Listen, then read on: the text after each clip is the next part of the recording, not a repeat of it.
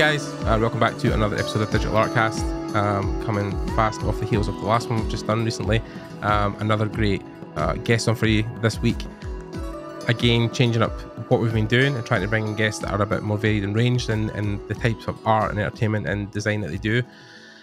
We've typically had on concept artists, we've had on 3D artists, some art directors, people who've worked in character art. And then most recently, we spoke to Luke Whitelock, who was a set designer for the movie industry and worked in London on movies like Ghostbusters and stuff. But something that I have took an interest in recently and really wanted to dive more into was user interface design and user experience design, also known as UI and UX. Now, this is something, again, that you guys might be familiar with, where the screen graphics that you have on your video games when you play them, the things that tell you about your life counters, the ammo you have left, things like that, are things that kind of go overlooked in the industry, but it's such an essential and probably even more important aspect of the game than people really let on. So I brought on what I consider an expert in this field and someone that has had experience doing this kind of thing for a long time. So today, I want to introduce my very amazing guest for coming on, Mr. Fernando Forero. So, hi, Fernando. How are you doing? Hi, thank you. Fine. A little bit busy with things, with the family and work, and starting the new year, and many things are happening around, and trying to get focused on my work, on my yeah. But yeah, busy. Yeah, I can imagine it's one of these things where, for whatever reason, I think it's maybe because sometimes usually companies now are getting more accustomed to letting people take Christmas and New Year off or take holidays over that period because they've got families and whatever else. Yeah. Then when it comes back to January, I think because things have maybe been left a couple of weeks, there's the mad dash to catch up and get things running again and up to speed. Yeah. So again, we're going to talk about your experience, but again, firstly, congratulations on Diablo IV and your involvement in that. I'm sure it's been a great project to be part of and something that's been amazing to work on over the years. Definitely the team at Blizzard are one of my closest family members because, when I first got in the industry and I was first networking and trying to meet people, I was going through LinkedIn and I was adding everybody who worked at Blizzard and just trying to add them and not talk to them. But eventually I'd be like, I'm running a podcast, I'd love to do. So I've had a lot of Blizzard guests on over the years and guys who've formerly worked there or previously worked there. So Blizzard is near and dear to my heart. I think we probably just want to address really quickly as well at the start because people might taper off towards the end, but we're recording this as of January 29th. And unfortunately, a couple of days ago, Blizzard suffered a really big loss of employment. A lot of guys let go. Nearly 2,000 people lost their jobs across Activision and Blizzard. And that's been pretty brutal. Just really quickly, you don't have to go too in depth about it. I know it's probably something you're also processing at this time, but how's the last couple of days been for you? It's pretty difficult. It's, look, I guess that the industry is something that I'm thinking all the time is these industries or the industries of entertainment is not only the name of the companies, it's the people that create the product. Yes. And there is a plenty of value in these things affect emotionally their lives. It affects the way how they will approach next projects. I myself, I was years ago when I was living in Hamburg here in Germany, I was hired to work in a big project, building a AAA studio and working in a new IP and making something cool and really interesting. Nice city, nice people, everything was so cool. Yeah. And then the project was canceled, the studio was shut down, and most of the people in the studio has gone. Yeah. So at that time, I was close to the people. And you have conversation, and in some way, the sadness, the thoughts, the processing of the loss, you are sharing it with people around you. Yep. And in some way, you find some kind of strength in the thoughts of the other, listening the other, and allowing yourself to give from yourself your feelings. But in this specific time, I'm abroad. Blizzard is in the States. I am in Leipzig, in Germany, and all my team is there. So I had to process these things by myself alone and guessing things, sending messages to people that I care of. Yes. It's a different dynamic, but in general, it's a sad time. Yes. And it's a sad time not only for Blizzard, but you are hearing how the industry of technology and the industry of video games and many sectors in the industry of creativity that where creativity is involved is affected for these kind of situations where people lost their jobs. Yep. Yeah, it's one of these things that, I've been dealing with that as well because, again, a lot of my initial friends in the industry were people at Blizzard, and I managed to, just before the pandemic hit in 2019, I was over in Irvine, California, and I got to do finally a kind of studio tour. I got to meet a lot of the guys that I'd spoke to online, and I got to meet them in person and catch up with them. So yeah, it definitely is a thing where even as someone who hasn't worked at that level quite yet, I know people at that level, and it is difficult trying to console them and talk to them about how it's affecting them. And I'm lucky I've set up a Discord where a couple hundred people have flocked in from the guys that have been let off from both Riot and Blizzard, and we've been in there, talking with each other and consoling and helping people prep CVs and get their portfolios up and running. Yeah. So I think the thing that I've seen, which is the most beautiful about this industry, is the fact of how many people have came together when it's happened and, took time out their schedule to set up meetups and help people with their CVs and give recommendations on their LinkedIn. So, yeah, and I want to shadow the interview with that for too long, but yeah, I think it's definitely these things where we're both thinking of people that we've worked with and people that we know, and just hoping that everybody lands on their feet and the industry can kind of learn from this. Yeah. And I guess that everything depends in the conditions of everyone.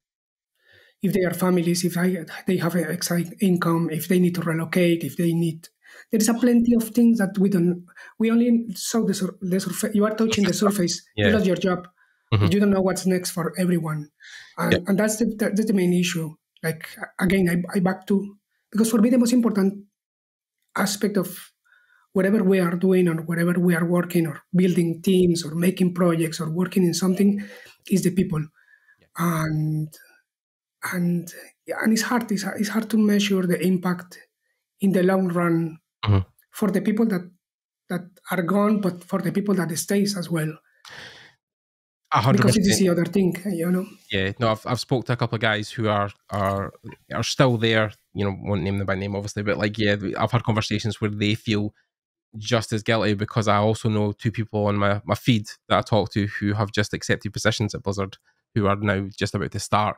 So they're feeling weird about even announcing that they have a job there because of what's happened. So yeah, it's pretty horrible. But anyway, again, the love goes out to the Blizzard family and the guys at Riot, also in Activision, and anybody who's kind of been affected by this. And definitely our thoughts are with you. And yeah, if you know me personally and you need any help, definitely reach out. But yeah, so moving on again, you've worked on these major titles and you've worked on Diablo and stuff like that, and it's been a great experience and a fantastic project. But of course, with most of these interviews, we have to go back because that's not where you started. Wasn't your first job. It's not where you began. It probably took a while to get to where you are now. Even seeing on your resume that CDProjkt Red was one of your companies that you worked for a long time as well. So where did the UI kind of thing start, in the sense that, I think personally when I've interviewed people over the last 6 years, concept art is something people go to continuously because it seems like the cool job. Yeah. So where was the UI for you? Like, how did you find yourself doing that? This is a tricky question, really tricky. Yeah. I was living in Colombia. I got married with a Polish girl and we moved together to live in Poland. Right. When I moved from Colombia to Poland, I had over back of me experience of 14 years working in advertising, logo design, corporate, branding, plenty of things. Yeah. And on my free time, I was investing time in creating fonts and making illustrations and sketchbooks and art and things like that. But I never was close to video games and the video game industry. Right. So, and it was completely far from me. Yeah. The only interest that I had in video game industries is like, you see the trailers, you see the concept artists, the art of comic books, if they have products and merchandising and so on. Yep. So purely the graphic design on video games. When I was living in Poland, I struggled a lot to get a job. I crossed through a difficult situation where I was not having no friends, no work, no no possibilities in front of me, and I was doing. You would have spoke Polish either. I was going to say that would have been I didn't. language barrier. Yeah. No. So my wife only she's I mean, this is her language. Anyway, so I was struggling a lot to have a job, to find an income, and I saw one day that CDProjkt were looking for a graphic designer. Mm. So I sent my portfolio as a graphic designer, and I told them, yeah, I can make fonts, I can open your fonts, I can do stuff. If you need whatever you need, I'm available. Yeah. When I sent my CV over there, an art director and an art manager, they saw my portfolio. They invited me to have an interview with them. Mm-hmm. From the very beginning, was clear between us in the conversation that I didn't have any experience in video games, and I never designed interfaces. Right. My only approach with the designing for the screens was designing for websites. Okay. So proportions, colors, fonts, I have a little bit of information on the media, mm-hmm. and I did long ago some Flash animations and things like that. God, Flash, yeah, I remember. Anyway, yeah. So you have interactivity. Yes. In those things that I was designing for. It's more kind of now commonly known as motion design as well. That works within fonts, yeah. For different clients. Anyway, they saw my portfolio. They like my conversations. We like to each other, mm-hmm. and then they gave me a test for designing something for them. I did the test. They give me the chance to start with them. Fantastic.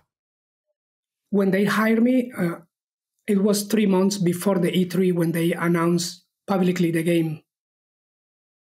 And I was working for the UI for that presentation of in the E3. Oh, wow. Okay. So I worked over that time. And then after the E3, they announced publicly the game, and I stayed in the game through the whole production of The Witcher 3. Okay, cool. So I didn't have experience. I didn't know what I was doing. I didn't know anything about the video game industry. I didn't know there was lacking in plenty of things. Yeah. So it was a difficult job. Yeah.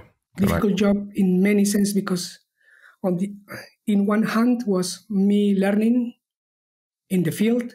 Yep. And on the other hand, at the very beginning of the production process, we have on the team only one UI designer and one UI artist. That was me.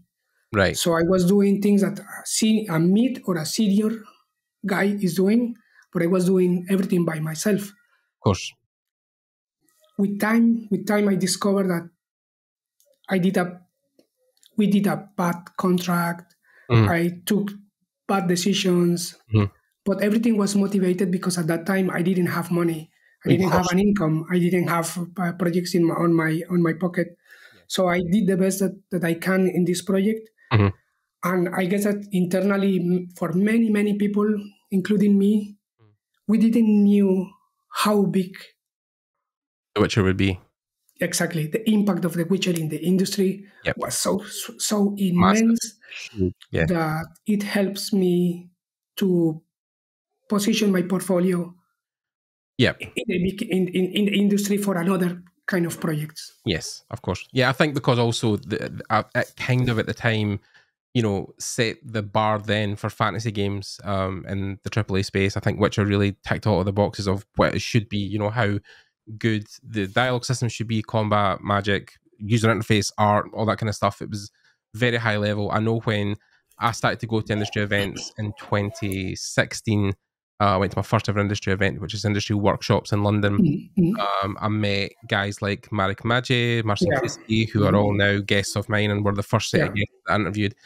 And they were doing presentations then on Witcher 3 stuff that they had worked on, monster designs, all that kind of stuff. So yeah, I think that there was a whole slew of people who came out of that project who then moved on to other things because it was such a huge success. And then I'm assuming were you there for Cyberpunk or any part of that? Yeah. So we launched The Witcher, and then partly Cyberpunk, partly Witcher. Okay. So we were earlier prototypes for Cyberpunk. Mm-hmm. But I was in The Witcher. I was not the only this. I mean, at the very beginning of the project, I was the only UI artist doing work and Of course. skinning and giving designs. But then CDProjkt that hired more people because the project was growing and we need more hands and more support and so on. But for no one, it's a secret that there was a plenty of crunch. There was a plenty of for me personally, it was difficult inside of the company, but difficult in my private life. Yes. My life in living in Poland was really, really difficult for me for many personal reasons. I have a list of things that went on situation that was completely wrong for me, and I didn't felt fine living in Poland. So we launched the game. Then I moved to Cyberpunk. But at some point, I didn't want to. I felt after 6 years living in Poland, I felt like it's enough. I'm just done. Yeah, this project is successful. This company is successful, and so on. But my life is not going anywhere. I was frustrated. I was burned out, and I was not feeling well with myself. No. Especially after Witcher, like I have spoke to other people who have. Again, I talked about the first set of friends I made were in Blizzard. That was internationally, but kind of locally, because I'm in Scotland, I'm in the UK, and going to these events. A lot of my early friends were people from CDProjkt Red, and it's very of public opinion now. People know that both Witcher and Cyberpunk suffered at the hands of management, and things being decided that shouldn't have been decided, and people having been worked to death essentially, and these would really kind of not ideal conditions for studios. Again, I think that comes from because CDProjkt grew so rapidly from what it was from Witcher 2, and then people were getting jobs that had worked on games previously as just either artists or producers, and then we're getting management roles and moving up. So there was definitely a thing where we also knew early on that conditions weren't ideal and things were getting done that shouldn't be done. But I can understand that would have definitely, especially you being, like you said, the only person there on the UI team, one of two, for a project as big as Witcher, between map icons and maps and spells and bottles and doing all that yourself must have been exhausting. The last part of the project where we were crunching and so on, of course the team grows and many hands were helping, and we have more UI designers and more UI artists, and people were doing things, but during long part of the process, I was doing things by myself, learning. It was really challenging project. Yeah, trying to survive the country, and I felt needed a change. Yeah, it was nice. I'm really thankful with CDProjkt because they were the only company that gave me a chance. Of course. Before them, I sent more than 300 CVs. No one answered me, nothing, never. There was never an answer or we like your work, but we don't have opportunities now. No, it's just like Poland for me was a close environment, and it was difficult to enter. Yeah, CDProjkt I think are definitely the black sheep of the family in the sense that like video games weren't taken very seriously in that country for a long time, and I think even when they started, because of how even their origins, Marcin and the guys started that company by selling bootleg video games in markets, so like its origins are based in that. So like Poland I think in that sense hadn't really modernized to what the games industry was. So you moved, I'm assuming. And my thinking is again, it's not only CDProjkt, it's just the people that work in this project. Yeah. And in reality, we don't have this kind of people will appreciate us because we work it. I mean, if it's not because of the Witcher, people don't give me opportunities. Yes. But I feel at some point I was feeling bad, like people say me, oh, so cool that you work in the Witcher. Yeah. What does it mean? I mean, I work in a nice project. I have the opportunity to do things, but my private life was a chaos. Yeah. Was a black canvas, and it doesn't matter if it helps me a lot to think if sometimes you can work for big companies, but your private life is not as fun as you think. I think people forget that most of these jobs are exactly that, jobs. You're working however many hours, even at any point, if you're working on something as cool as a video game, it's still, if you're doing 12-hour days and stuff like that, you will eventually get burnt out just because doing anything for that length of time will make you sick or make you, and again, if you're working those hours, you're neglecting your private life. So you're not eating healthy, you're not eating regular meals, you're not getting exercise, you're not seeing your partner. This is something I think, obviously, in the wake of the layoffs, that people are starting out to realize. And I think why people are talking on the side of like having game unions, because, even growing up in Europe as well, we've understood the power of unions because, like, especially in the UK, things like workers' rights, we have working time directives, so people can't work more than 40 hours a week. We have sick leave, maternity leave, things that we take for granted in games companies now, and especially in America where people don't really have a lot of workers' rights, can be laid off, within a day and stuff. So, like, mental health is something people are now actively more talking freely about, that we need to make a priority for people and their families and their time and away from work. So I think that you can have passion. You can give to the company something. You can show your passion with the quality of your work. Yes. Yeah. But sometimes, I don't know, this industry, if you listen in podcasts or read comments or whatever, and the people is thinking like, oh, my dream job, my passion, my thing, but people forgot, how about your time with your family? How about your time, even if you don't have family, how about your time for yourself? How about creating your own projects? How about having time to read? How about having time to go to see a movie? How about just having a weekend where you don't need to think in nothing? And this is something that usually we don't think. We only think about succeed, how to be famous, how to work for the best companies, how to, we are forgetting again the humans. Yes. These companies, Blizzard, CDProjkt, they are successful because of the people that work in these companies. Yes, 100%. It's not only the name of the company. And we forget a lot about this because no one talks about it too.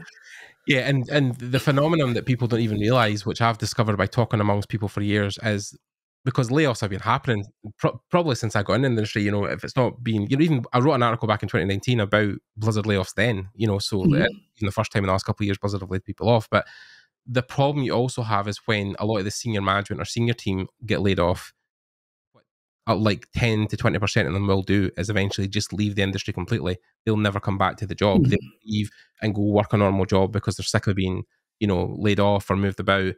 Because sometimes people relocate their entire lives to other countries to go work for these companies, and then laid off, they have to go back to normal. But yeah, when those people get laid off and then they leave the industry altogether, then you lose decades of people experience leading teams and project managing and art directing stuff that you'll never get. Because again, the problem I feel also the industry has at the moment is where there's so much senior team and senior positions where leadership's been a huge thing in art direction and people leading huge teams. There's been a real shortage, especially in the UK, of people hiring junior talent and bringing people in at a level. Like your example for CDProjkt Red, where you were given an opportunity, even though you had very little game experience. The team were new enough that they were like, "We'll take a chance on you. We'll give you a test. We'll see." That's a very rare thing in the industry now, for people to have that level of like, well, we know you don't have a lot of experience, but passionate, so we'll give you a chance. And that's a very big problem. A lot of people, seniors and art directors I know, are complaining about, because now that people have left, if that senior team disappears, there's no one at the back of them to come at the front. So it's a very big subject. But the other thing is, if they will hire you as a junior, treat you as a junior. Don't expect that you were a senior or whatever, because it was kind of my feeling.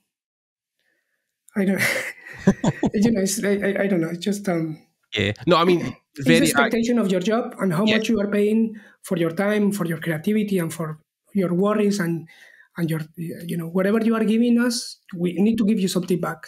Yes. And I mean, you're very accurate in what you're saying. A lot of people I know who have taken on junior positions, and I wouldn't say they are not what I would have considered junior even a couple of years ago. A lot of the people I was seeing who were getting junior roles were like mids, were like, almost maybe even seniors, because their technical ability in their job was very, very high before they even got an interview.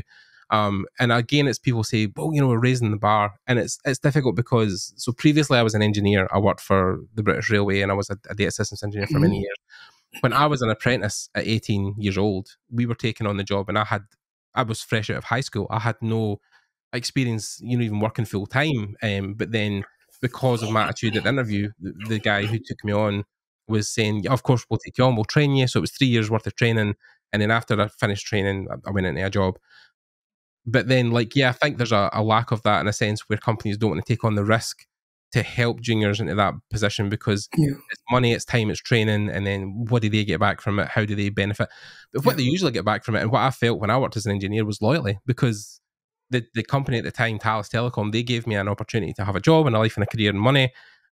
So I stayed with them for 10 years. Even though the job was hard, I was still remembered the fact that they gave me an opportunity to work in that company. So I think with these smaller companies, and even with the bigger AAAs, if they were taking on fresh talent like that, and operating in a system of internships or apprenticeships, you probably would have people who remembered the company that took them on, and have a loyalty to, you can even build it into a contract now. I know people who take people on, and they can say, right, well, we'll take you on and train you, and we'll give you this opportunity, but you have to work for us for 5 years minimum. And then if you don't, we'll recoup costs, we'll take money out of your salary to get the training money back. It's perfectly fine. So, I think it's a problem that is very, very valid in the industry, but no one's really addressing it at the moment, and that's difficult.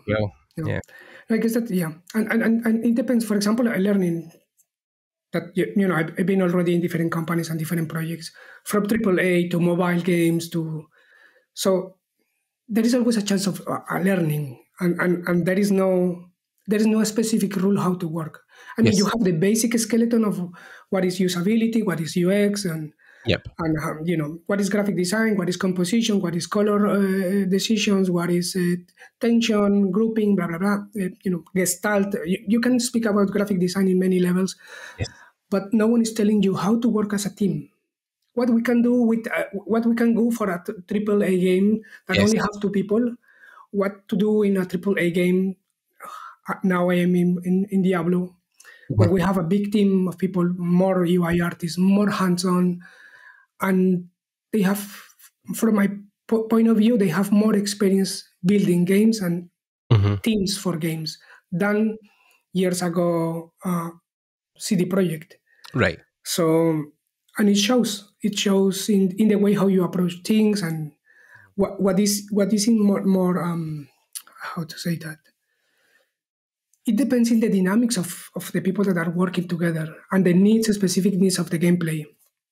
So, and it's a learning always, but you need to be always like, my approach always in everything that I'm working is that I am learning something new. If my client is a different client, I need to learn something new. I need to learn your needs. I need to learn your target market. I need to learn your projects, what do you like, what do you know, because when you work for Blizzard, you work for Blizzard is not only the company but the image of Blizzard. Right. So if you work for Diablo, you cannot do whatever you want. You need to work. You need to fit in the language of Blizzard, with the quality of Blizzard, with the mentality of Blizzard. But then you need to think in the people that you are creating these projects for the people, for the usability of the people. Yep. And again, I think obviously with Diablo 4, that was an interesting project for Blizzard specifically, because it didn't really adhere to a lot of what they'd done in the past, stylization wise, with stuff like Warcraft and Overwatch, and other things like StarCraft and Heroes of the Storm. That stylization was always a thing that kind of defined Blizzard. That's how their games looked. But Diablo 4, of course, I think I did read this somewhere where the art director talked about it was inspired by a Japanese horror artist, I think, or there was some inspiration there. It was some version of the artwork was inspired by Japanese horror graphic design stuff. Because it's more John Mueller, that is the art director, he's more, or his talks was like, we can create something that is more like the old master painters. Something, the color, the light, the old paint, almost kind of Frank Frazetta kind of style as well. Something as well like him, because this is the fantastic art of hand painted. Right. Things, okay. He want to achieve handmade things, look more organic, look more natural, Right. fantastic. He doesn't want to get high fantasy. Right. He want to be something more In between. in between. Yeah. Yeah. So it's still really like realistic, but some kind of a style. Of course, yeah. Stylized realism, I think, is the kind of term people have coined now. Yeah. So yeah. So I was happy. I was happy when I joined to the team and I saw the project because I saw opportunities how we can do things in different way than before. Right. So again, you've moved from Poland, and then I take it at one point you would have left CDProjkt. Did you leave and then look to join Blizzard, or did they contact you while you were? I get an opportunity to join in one company in Hamburg, as I mentioned before. They were building a AAA studio. Cancelled and kind of dropped and right. So they make me a nice offer. Right. I was completely happy. I moved to Hamburg, beautiful city. The team was amazing. The project was amazing. Everything was full. Everything was okay. It was like Poland for me was a dark winter, and living in Hamburg and in this project and whatever we were doing, it was like a spring for me. It was like beautiful things. And it was interesting because my art director, in The Witcher, I was mainly doing UI, and time to time I make small projects on the side. But in Hamburg, I was doing more things. I was not only making UI, but I was trying to prototype things for them, pitching ideas for how to present the project, logo, communication, and so on. So the art director gave me freedom to do stuff. Good. Cool. And I was super happy because I work only 8 hours. I back home. I enjoy the city. I enjoy time with my wife, and everything was really cool. Cool. The people around me. Yep. I felt accepted. Multicultural city. Hamburg's a beautiful city. I know it well. It's a very, very lovely city to live in. Yeah. And I was well paid, so it was completely different situation. Almost, Fernando. Yeah, and I thought like I'm done. Like I was in a healthy mentality, healthy economy. I was already thinking your life balance was something you'd achieve. Yeah, I was thinking like, man, all this 6 years sacrifice now are blooming. It's paid off. Yep. But at some point the project was cancelled, the studio was shut down. Right. And then the company won me. Good Games is the name of the company. They want me to stay. Right. And they offer me the same. We will not change your contract. We will not pay you less. We will maintain everything, but you will be working on mobile games. Right. Okay. And I say, okay, no problem. Because I was at that point after honestly, Poland was so difficult for me. I can feel it. I can feel it at the moment, Fernando. and then I was thinking like, the only thing that I want to do is just having time to enjoy my life. I just want to chill. I don't need any big projects, big meetings, big complications, and So I was happy there, but the company is still having some issues. So at the end they canceled 3 projects that I worked in mobile. Okay. And then layoffs as well. And I was impacted by that. At the end, when I lost my job, I was doing interviews with other companies here in Germany. At the very beginning, everyone like, The Witcher, you work in The Witcher, so we want to talk to you and so on. But long conversations, long interviews, and never happened nothing. Okay. It's like no, because I don't know, it's not the correct time, or probably you are asking, we don't have the budget, or whatever was the situation. Never happened something. At the same time, I was talking to people can fly in Poland. Okay, right. They invite me to have some interviews to see jobs. And on the other hand, John Mueller contacted me from Blizzard. And the idea for him was contacted me directly to see if I really want to be working with them. Right. For Blizzard. So it was not like I was looking for a job with them, or I didn't send any CV. He saw my portfolio and he contacted me right away. And But for me, it was difficult Right. because I'm from Colombia, and I was living in Germany and in Europe, and acquiring, having permit to work and live in Germany is a big thing for me. Right. Of course. It means a lot, and I was thinking, like, if I am going to the States, I Right. will lost all the years that I have, all the paperwork that I'm doing, all the Right. things that Europe offer you Right. for living in the States. Of course. John Muir, Blizzard sent me one official invitation for me and my wife to visit the States Right. and visit the studio and talk to people and see the project. And, Okay. at that time, it was not public that they were doing Making it. Right. Yeah. Diablo. And so, yeah, I went there and I met a lot of people. We have conversations. Everything was cool. Mhm. And I back to Germany and talking to my wife, we decided, okay, it's time to move on and we will change country. But at that time, my wife was finishing studies at the university in Hamburg, Okay. in Warsaw, in Poland. All right. Okay. And I was living in Hamburg. Right. So I worked over 6 months for Blizzard from Hamburg. Okay. And I start prototyping things for the UI, doing stuff, having meetings with them.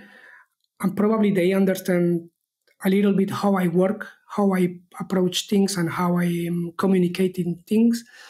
And then after those 6 months, we moved together to California. Right.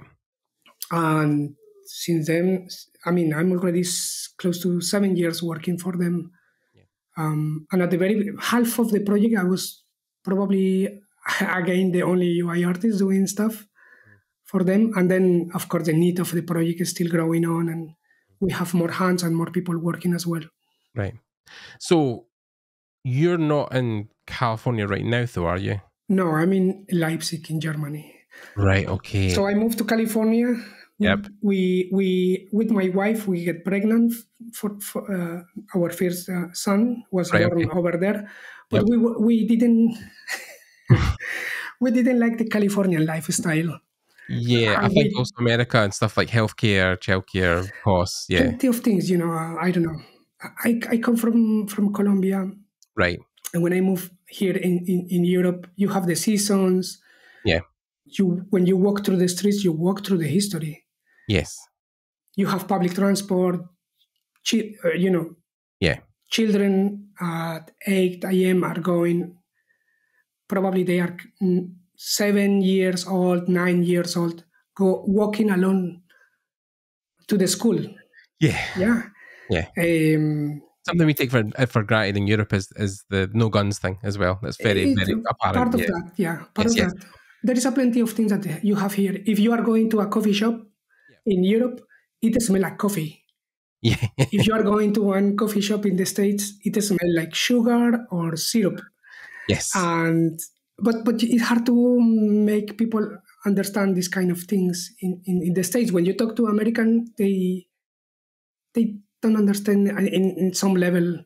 I think sometimes the way I describe it is Europe seems more authentic than I don't know. Yeah, it depends obviously in your view of the world, but I know what you mean. There's that. The States have this authenticity. They do things in their own way, and some things I like from there is that everything is. If you need help with the internet on Sunday, you have someone helping you. Yes. In Germany, for example, where I live, Sundays everything is closed. You cannot do anything. You cannot shop anything. You can, or if you need some, I don't know, something happened with you need some support in whatever something happening at your home. If it's in Friday after midday, no one will come to your home to help you. Yes. So anyway, whatever is the situation, is like for me, Europe is more. It shock harder my soul.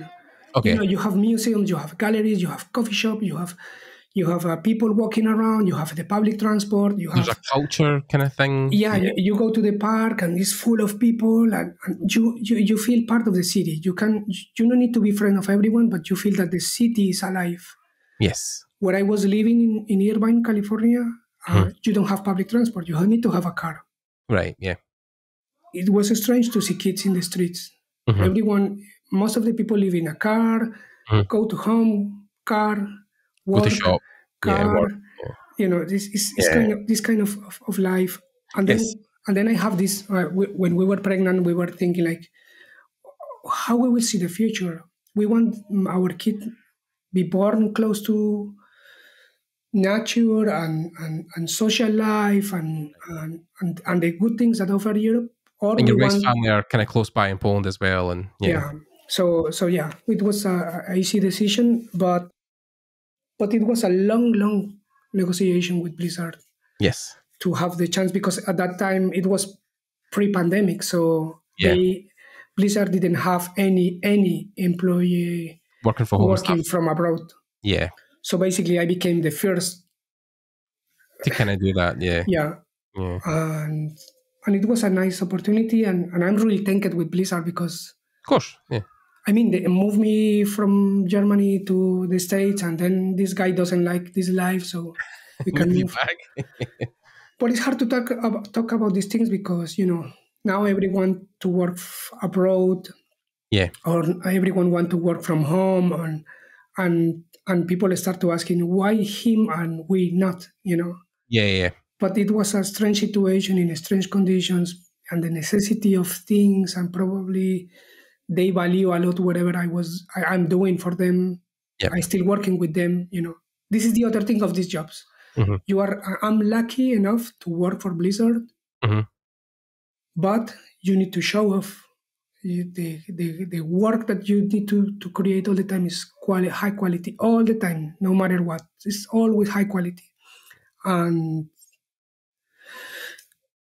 it's difficult career to sustain for a long time. It's probably why also we don't have a lot of people in the industry who are over like 55 or 50. Like it's, I think with games, it's difficult to maintain that level of work ethic for a very, very long time without like burning out. Like, I mean, The Witcher was one thing, but I think even like if you still even are working 8-hour days, even in places like Blizzard, it still is, like you say, a high quality work. It's a high, people at the top of their game environment. There's very talented people that you work with. Loads of people are very, very good at what they do. Yeah. So it's that also can be long-term burnout because you start to get to a point where, for 10 plus years, if you're doing it, you will start to feel it. Yeah. But I guess that I have I use a lot of time creating my own projects. Yes. Experimental work, and I'm doing where I allow myself to fail, to do horrible things, to put people that no one cares, where I don't need to please anyone. Mainly during my career, when you have clients, you need to please your art director or whatever is taking decisions. For my health, creativity, just to have safe environments, I'm creating always something on the side. I'm just sketching in my notebooks or very important doing stuff where I can fail, where I can do horrible things and not feel that I need to be liked. Yes. Because this is the other thing that I am is a problem for me, or not for me because I am already old. It's simply the new generations. Yes. They have this appetite for being liked.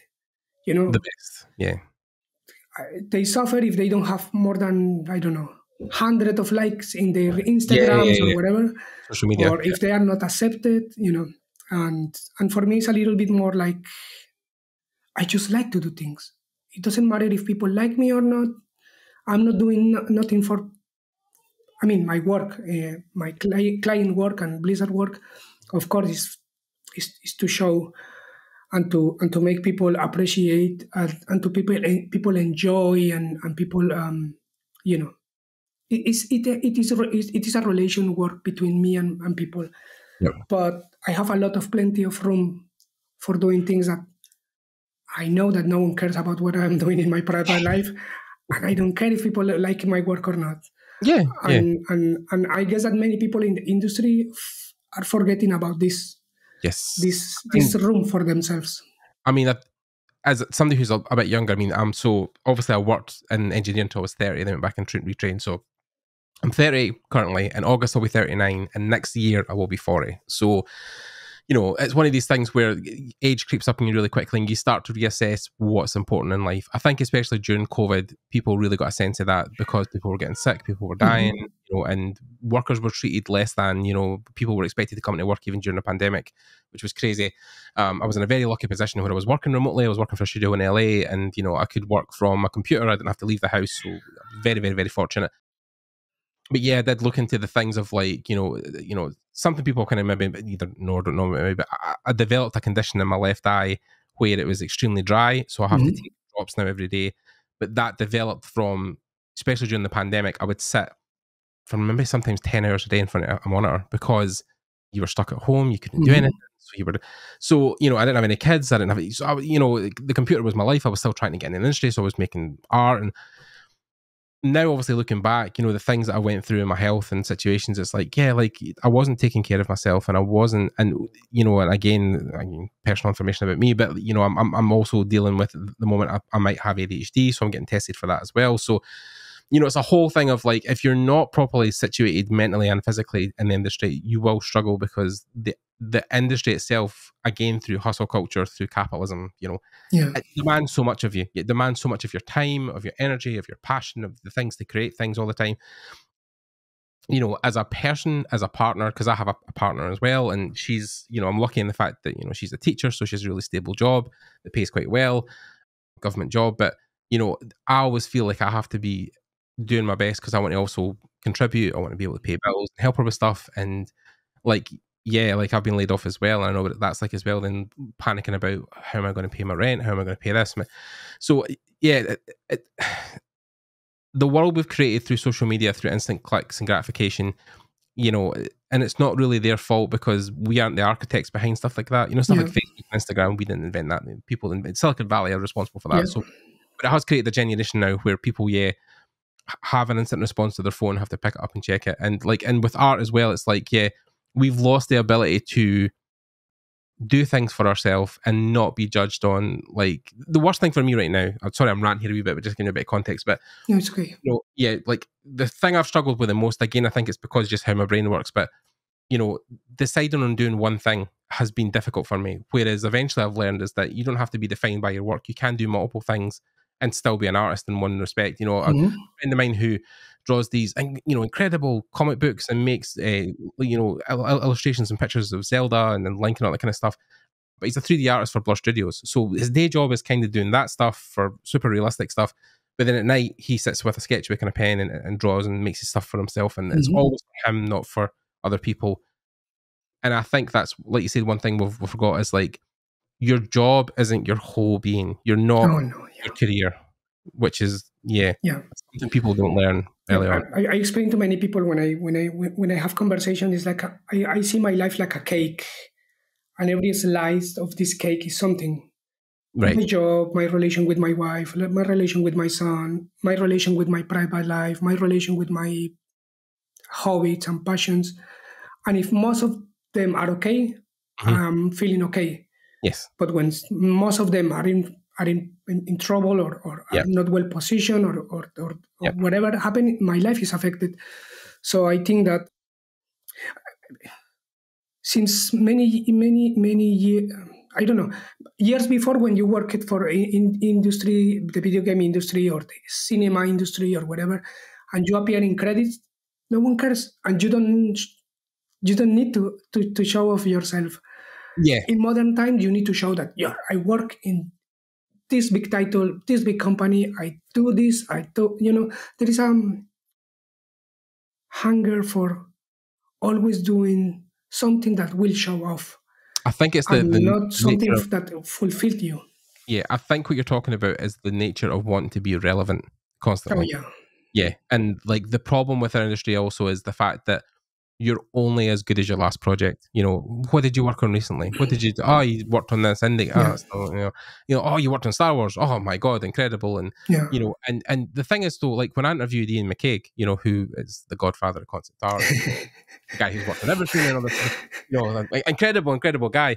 But he could care fucking less about working on Star Wars. He loved the project. He loved working with George. It was an incredible experience in his life.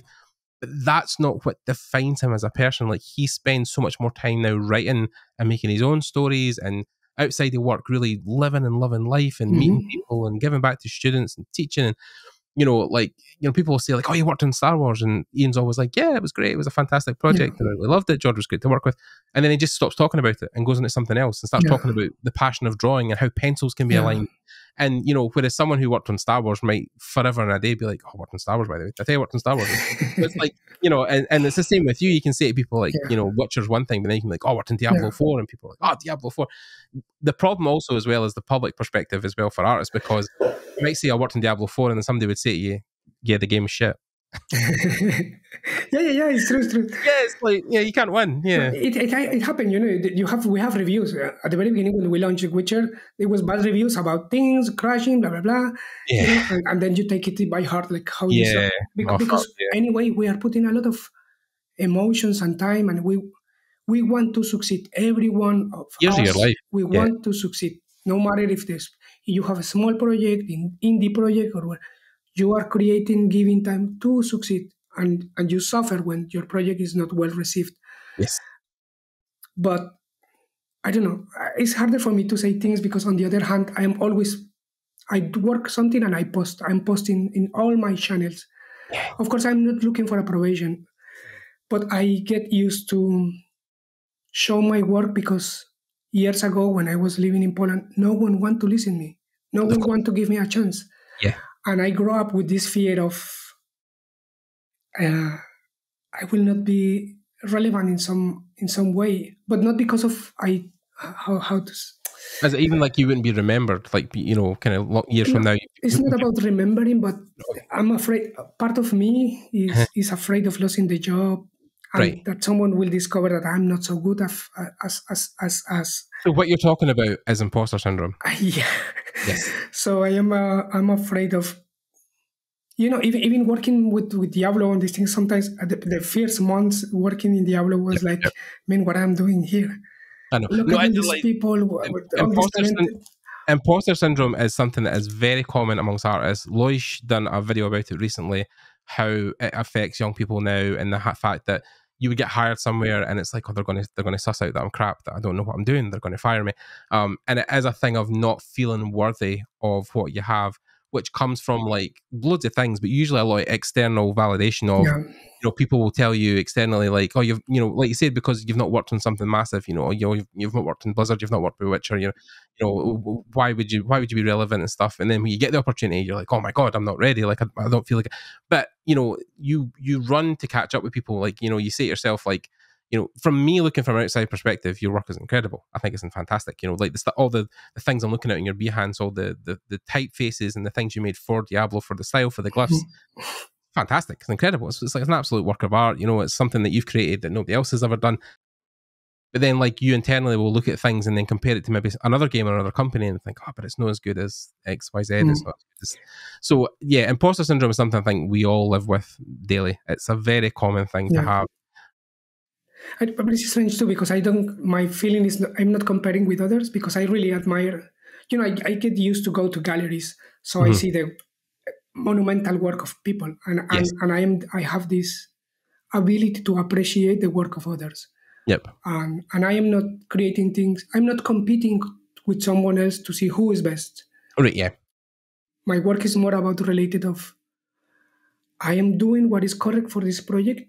Yep. Even if I don't like it, sometimes I do things that I don't agree with, but it's not about me. It's about what is okay for the project. Yeah. Because my mentality is always as a graphic designer. I am in service of the optimal communication of a project for the consumer. Yes. It's not about me. Yeah. It's not about if I like it or not. Of course, I need to have a aesthetic judgment about my work. Yes. But and as a professional, I try to do the best I can with the projects.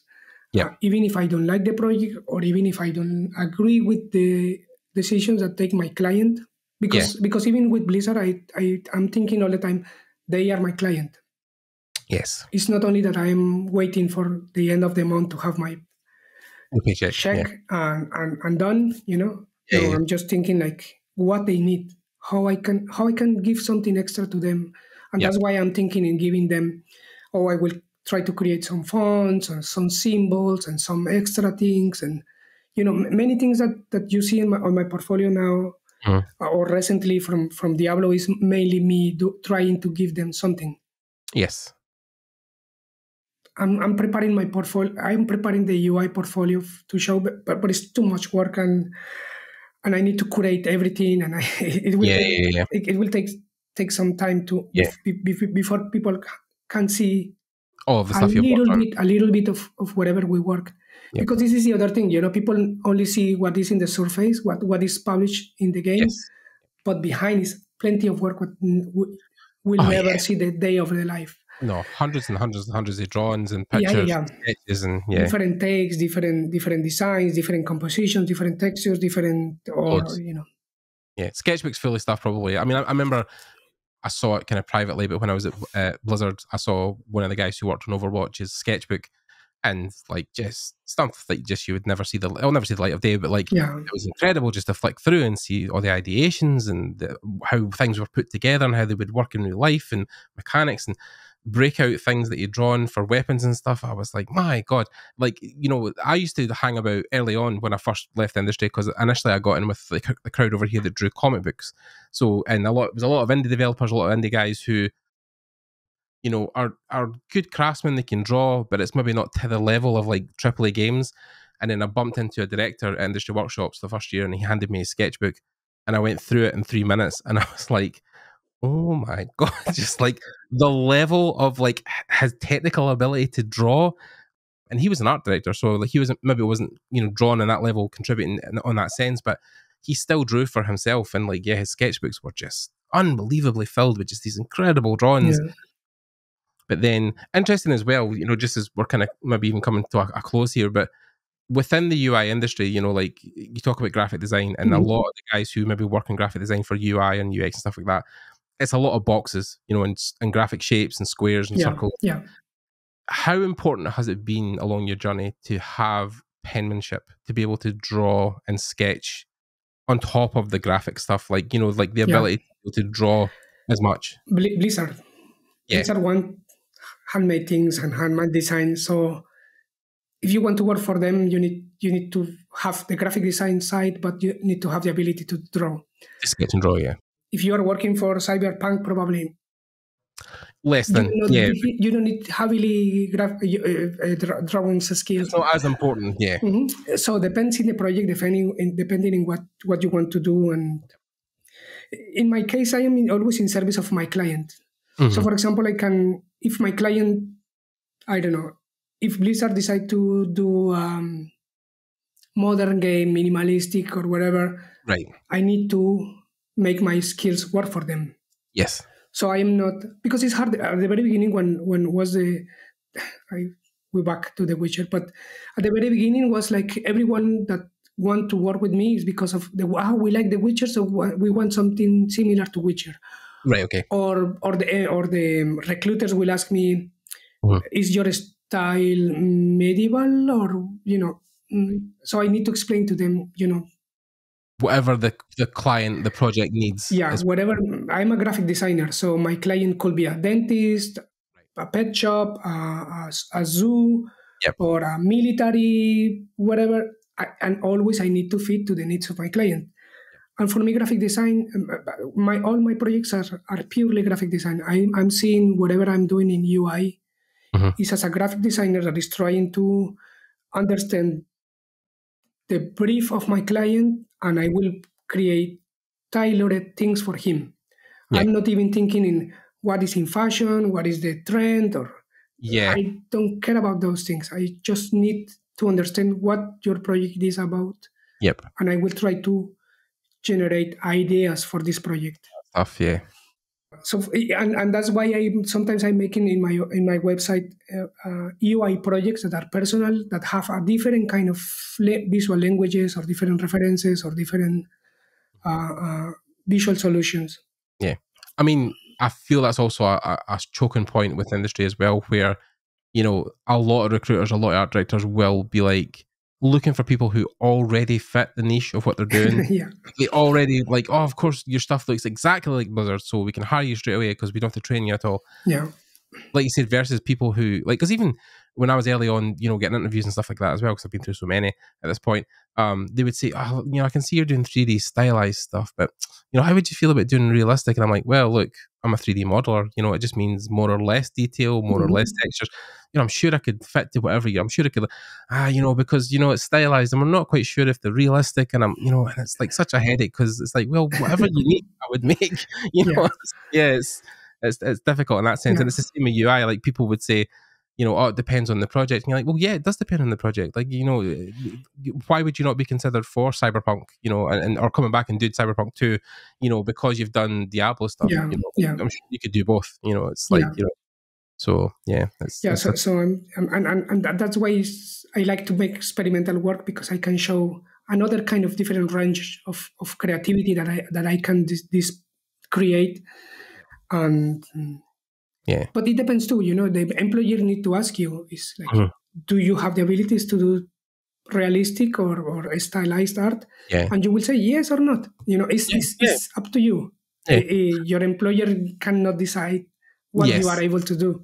100%. Yeah, I mean, definitely. Like the fact that people might say, oh, I can't do realistic stuff at all. It's not what I do. And you're like, all right, fair enough. But I have said to people, like they said, oh, well, we need realistic stuff. I'm like, oh, that's fine. I can totally learn to do that. It just means I have to change the textures I put on it, or like add like maybe 3 times as much detail with bolts and stuff. But I could probably do it. Yeah, like it's well within my wheelhouse. So it's like, yeah, it's one of these things. Like even the other end, people who do realistic stuff, I bet you couldn't maybe do the stylized. I think the other way sometimes is more difficult when you go from realistic to stylized, because stylized, I think, is our art in itself, learning how to make things look stylized also. That's a skill. But like, I think as long as people are passionate and hardworking, give them a chance. You have ethics work. If you are a good person, if because it is the other thing. It's not only skills. You need to be a good person and a good co-worker. You have to really get on with people. Yeah. And something that I want to, for example, I have already a decision in UI. And I don't want to make iconography. I like to make specific kind of iconography, for example, for symbology or flat icons, or more like simple, but to make this iconography for fantasy RPGs, hundreds of icons and drawing everything. I will say sorry, but it's not my. You think you want to do? Yeah, I'm done doing. I'm more on the side of show me the big picture of the UI. What we need to do. How many screens. The visual language for the UI. I want to think in the big picture, not in the spend days and years making the small icons. Again, 64 per 64 pixels is like it's like years and years of doing that. It's like you say, you want to. I think as a creative as well, you crave a bit of change eventually. You do things for so long, and then you're like, oh, I want to give myself another challenge. I want to go work on like Overwatch, for instance. Like you might maybe want to go try and join that team and try that, because that's more hyper stylized, realistic stuff, but it's more like future tech and cyberpunk kind of. And so it's like, you maybe look at those projects and think, oh, that'd be different, that'd be great, And I think that's good. What's good about Buzzard in the sense that when I've always spoke to the team members, because they have like famously they have team 5, team 4, they've all got their team numbers. They have a good thing of like if people want to jump to other teams or they want to move across internally, they're very good at like doing that, saying like, I've spent years on Diablo, I'd really love to go try Overwatch 2, can I jump? And they'd be like, yeah, sure, let me talk to that director, we can try me. So and of course there's going to be a job there to fill, but like obviously they're very accommodating in that sense that they want people to try and change within the company and try different things. So it's one of these things. So even like with Samwise and guys like that who worked for years on Warcraft, but then done a lot of stuff for Overwatch as well, because he was one, I want to try it, something different. So you don't want to box creatives in pigeonholes and make sure they're only doing one thing forever, So Okay, so I mean, like, just kind of quickly to wrap up, we'll talk about that briefly for maybe 10 minutes, but again, you've had this long career, you've worked on all these different projects, fantastic, brilliant stuff, really, really great stuff.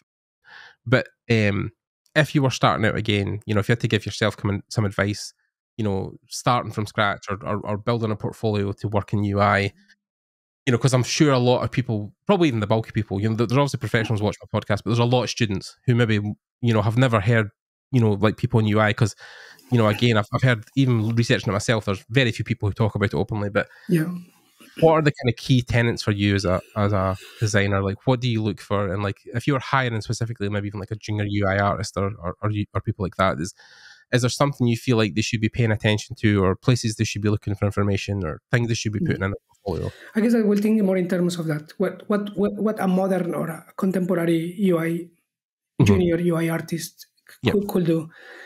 First is just the sense of graphic design. He need to have really good skills in graphic design, understand the basic of graphic design, use of typography, use of color, use of composition, plenty of things of graphic design. He need to be a good graphic designer.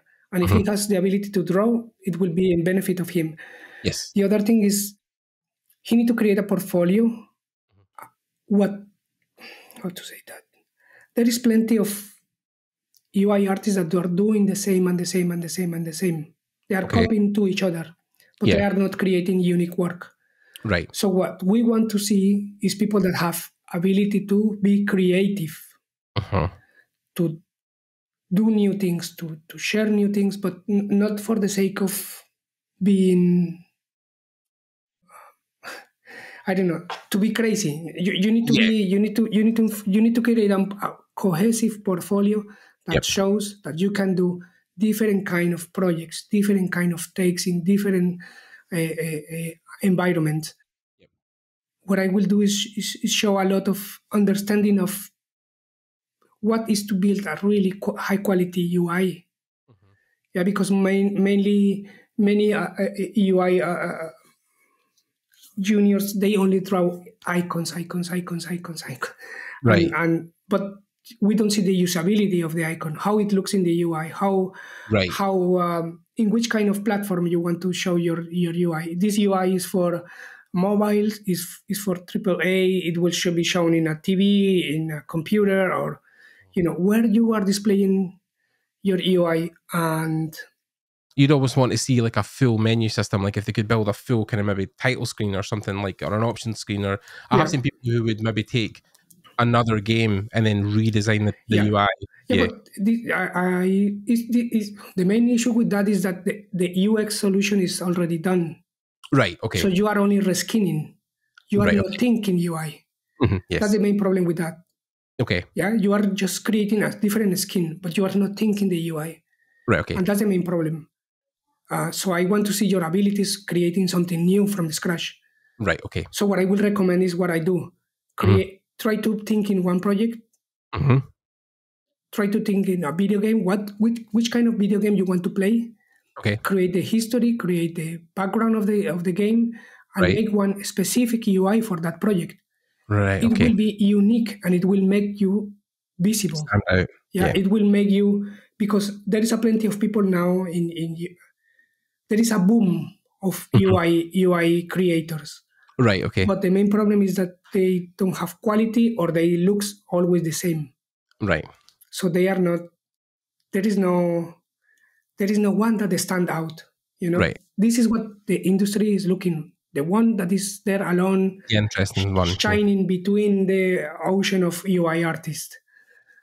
I think that's very common in any job, especially in the industry. Is that for many years I would sit in ArtStation and try to copy what people had done, forgetting that your own individual voice is what's really more important.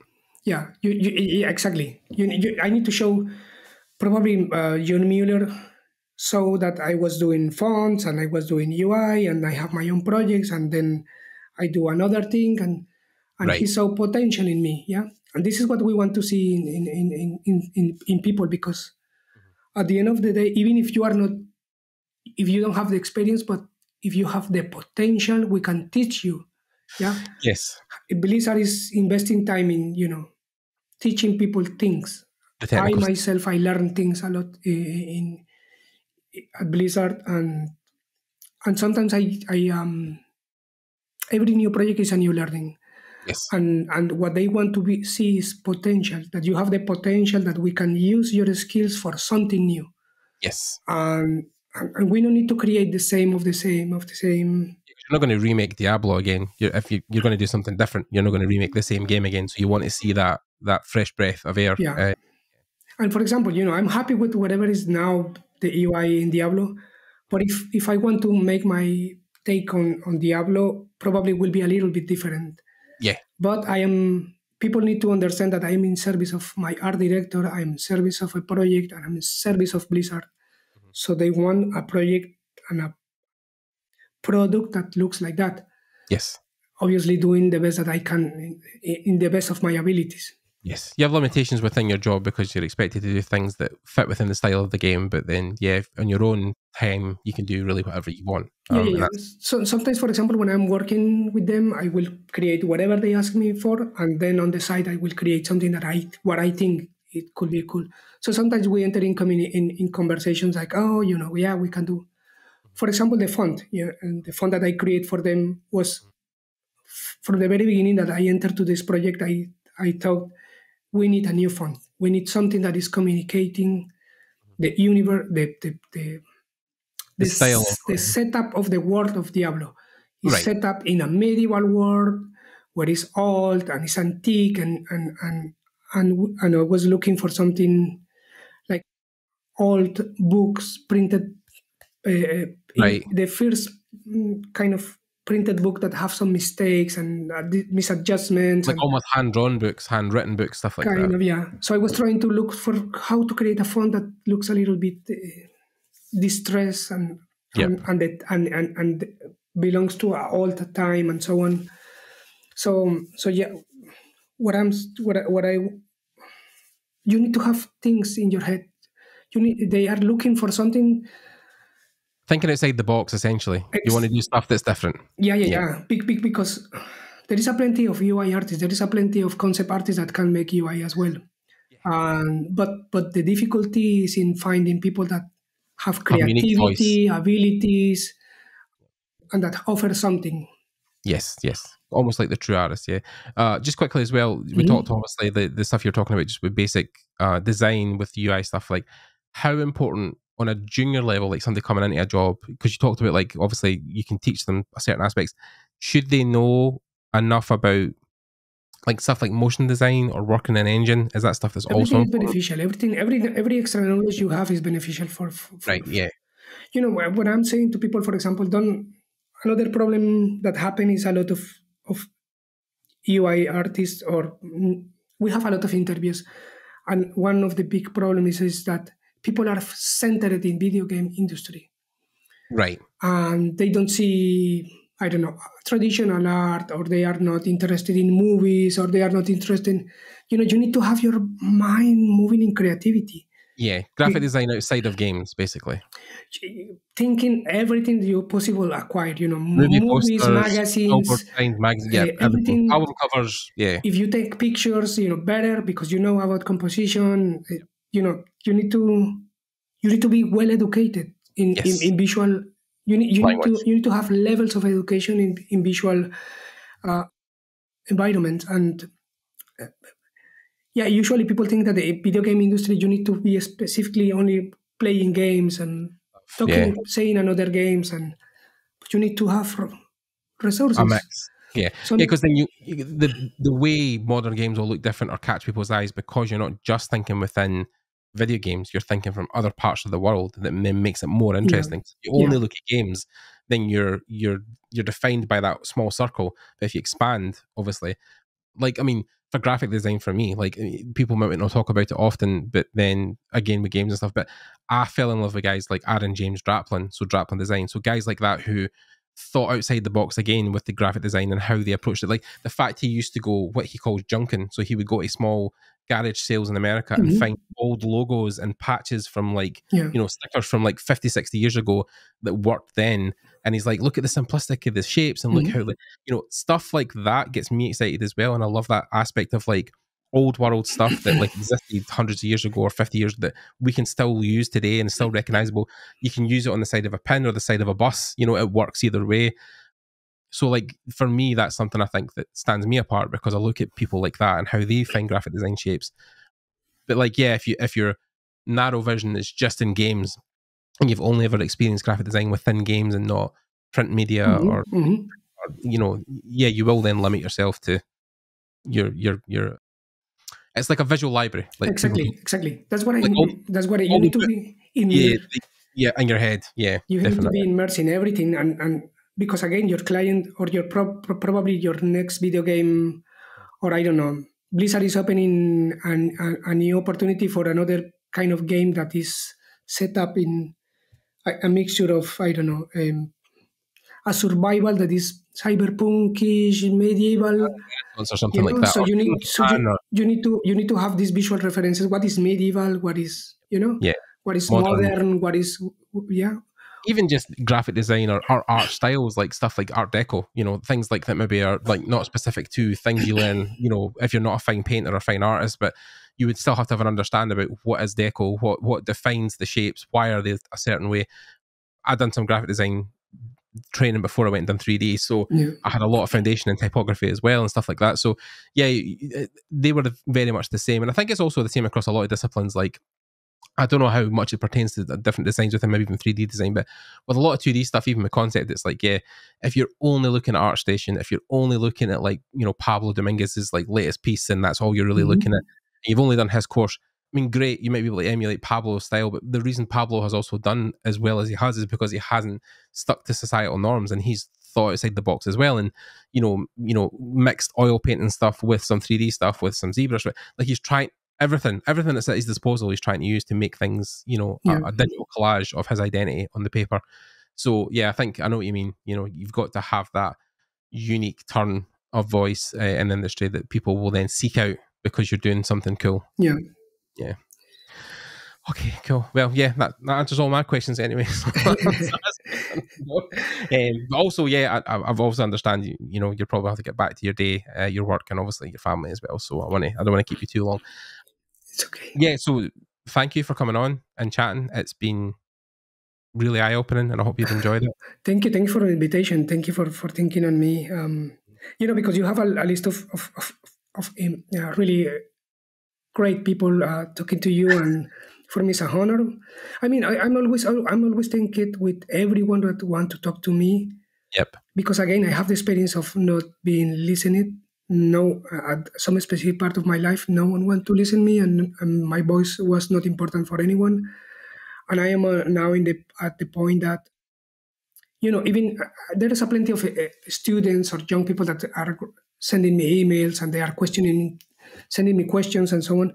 And I try to answer everything, and I try to give space to everyone. Yep. Because I have the luxury of working for these companies and these things. And probably I can share something to them that is important for their careers. Yeah. And I want to, You want to help as much people as you can, really, at this point. Yeah. But again, my experience is just my experience. It doesn't mean that I know the rules and how. I don't know how to work. I mean, when I'm thinking what many times I question myself, like, why I am working with Blizzard? Yeah. Why the art director contact me? It's like, if I think in good way, in serious way, it's a little bit crazier. I never thought that I will be working for these big companies. Yeah. I even was not thinking, and I will be in the video game industry. It was like far from me. I didn't have education in video game industries, and I don't have any. And now I am in the point that of course, through the years I am more informed and educated and things, but initially I was not. Yeah, it's really strange. It's really strange. My career usually my career is like that. It's like someone saw my portfolio and gave me the chance to do something. Yes. This person think that I can do, and even if I doubt about myself, I end up doing the thing, and they like it, and then something happened after. Usually when I try to apply to works or jobs or things by myself, usually it doesn't happen, nothing. It's more about people that are giving me the chances, and people need to have the ethics of, if they give you the chance, try to do the best that you can. Yeah, of course. Yeah. I mean, it's one of these things, I think you understand that, like, people always find about this thing about being extremely lucky. And, I think the reason I've loved this podcast, and I've talked about this often, is the phrase of, whenever you ask people, how did you get into the industry? everybody's answer is different. There's no one defined path of I done this X, Y, Z, and I got into a job, you know. And if you follow the same path, you, very much as being like just a general artist in the world, you forge your own path. You find your own voice, you find your own style, and then hopefully, if it is good enough in a sense or brings enough attention, then people will give you opportunities to do your style, your voice, and put your mark on. You know, like the UI, you are in service to Blizzard because of what you're doing for Diablo, but Diablo 4 also looks that way because you worked on it.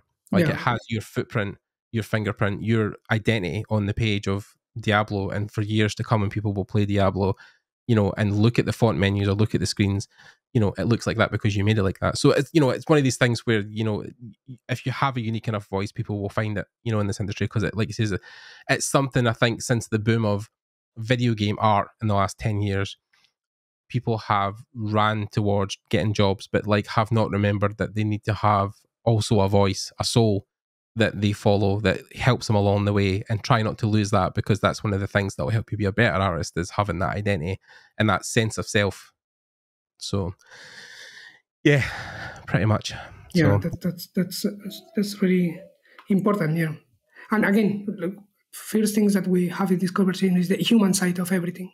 yes, for me, that's the core of everything, because people of make course games. we have AI soon taking our jobs, but for now we have for now we have the opportunity to create things, and we can do things, and we need to value people. We need to value people a lot. I think, I speak to so many people now, even students who talk to me, and they obviously have the fear, but I think voices will always be needed in the industry. And I think even though AI can do certain things, I think you're always going to need a human touch to make things look and feel the way they need to be. I don't think we're in any danger. You know? Not now, but I don't know. We don't know the future. You know, we are really bad to predict. Yeah. I like Noah Yuval Harari. Yes. So I'm more aligned to him, to his thoughts and ways of seeing things, and I do believe that at some point it's just no. The point is not. It's just to be a little bit better than humans. Yes. If the computer or the system or whatever it is can do better, a little bit better than humans, we are done. Yes. And the only problem, I think that's still a ways off as well. I think it's like people always think about that it's a very immediate threat, but I think some of the AI guys, the experts that I've listened to, have said, look, we still think it's like 20 years away. We don't think it's anytime soon. We don't think it's going to be an immediate threat. We think, yeah, sure, at one point it might be a thing where, you know, it might learn to do things well enough to compete, but a lot of experts are saying that it's, you know, it's a while off. It's a while off yet. It's not, you know. Yeah. There's more immediate threats, I think, in the world at the moment. Sadly, sadly, we have these strange situations around us, and again, I guess that I will back to the problems of technology. I guess that the main problem is that we don't think what we are doing. Yes. We as a humans, we think that if we can do it, we will do it, but we don't think like, okay, what can happen if we create this technology? Yes. What happens if we take the job opportunities for people? Yes. No one is thinking on that level, and there are no philosophers on the side of these technological companies thinking about what is the meaning of these things that we are doing, how we will benefit humanity creating these technologies.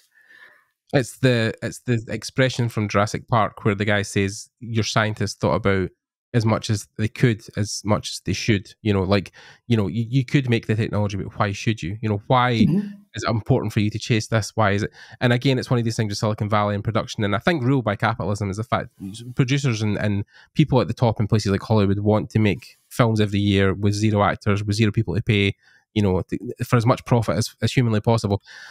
It's not sustainable. It's one of these things. I think it will end up making the world kind of crash and burn, because, like, you know, in a hard reset, because we can't keep going at this rate. Like, we just can't. Nothing is. The planet itself is dying. You know, at one point the planet's going to win. You know, we need to really think about long term, because, you know, you have kids. You know, I'm not in a position where I have a family, but you have young kids, and you've got to think about how is the world going to look in 50 years for them? How is the planet going to look? And you want to try and do your best to make it sustainable for everybody. Yeah. And AI, I think, will help in sectors. I understand that has potential. Yeah. It has with benefits. medical, with I mean, environmental. Yeah. For medical research, for I don't know, there is a plenty of things that it good uses It could help. Yeah, but art is one in thing I'm like. favor of humanity. Yeah. Yeah. Again, but taking jobs from people for the sake of yeah, I mean, for profit. now in present time, because sorry that I'm talking No, too no, no, much. no, no, no. Keep going if you want to keep going. Yeah, yeah. In present time, we are we need to learn all the time something new. Mhm. In this industry, we are learning new software, new uses of something. We need to be on top of of everything. So we are always in the process of learning in order to perform the best of our abilities. Yep, In past, it wasn't like that. of course. In past, you only need your knowledge and then your experience working in something. Yes. And in the future, our kids will be forced to learn faster and faster because the changes are becoming more rapidly Rapid. in Yep. waves. So my feeling is that they need to challenge themselves a lot to learn more things faster and Yes. quicker, and be open to the possibility that they will have less feelings of stability. Yes. Yeah. Yeah. And I think that's why things that are dangerous, where people talk about, like Elon Musk when he talked about the Neuralink, and trying to merge your brain with a computer, Mhm. essentially, so you wouldn't have to really learn things; you would just know things. And it's difficult. I think that's why, especially why juniors in the industry really struggle, is because, like 6 months ago, it was like Blender was the hot thing, and we thought that was Maya, it was Max, it was Dreamweaver, it was, and then even with concept art, like, oh well, are you photo bashing now? Are you using 3D? Are you, like I only really properly, because I started going to events in 2016, learned about the industry. But the change since 2016, which is like at this point, which is what, 7 years ago, something like that, the change I've seen in art in the games industry, and the change obviously in technology with more powerful consoles and bigger computers, it's like, for the gap where we went from Nintendo to the 90s and the 2000s with PlayStation, but now this even smaller gap where, Yeah. like, within art, it's like, because even my first art book that I collected when I really got into concept art was a Skyrim art book, and Skyrim was launched in 2011. And to see the difference between art books like the Skyrim art book and something like God of War, the new God of War game that came out, the difference in the ability to, and the attention to detail and their drawings and digital stuff that was now considered, it's such a, within the space of 10 years, the jump we've made is crazy. So it's like, yeah, like you said, in 20, 30, 40 years, what is that going to look like? How quickly are we going to have to keep running to chase to keep up with things? Because even with UI, like if you want to work in UI, sure, you can do graphic design, but can you also draw? Mhm. Can you work in Revit? Can you work in motion design? Animation, After yeah. Effects? All this stuff that's expected of you, like as a junior, like walking into a company that you need to know all this stuff. Yeah. And yeah, sure, it's the reason why people struggle to get jobs and why so many people give up. Yeah. Because it's such a difficult life to maintain, Yeah. of learning all the time.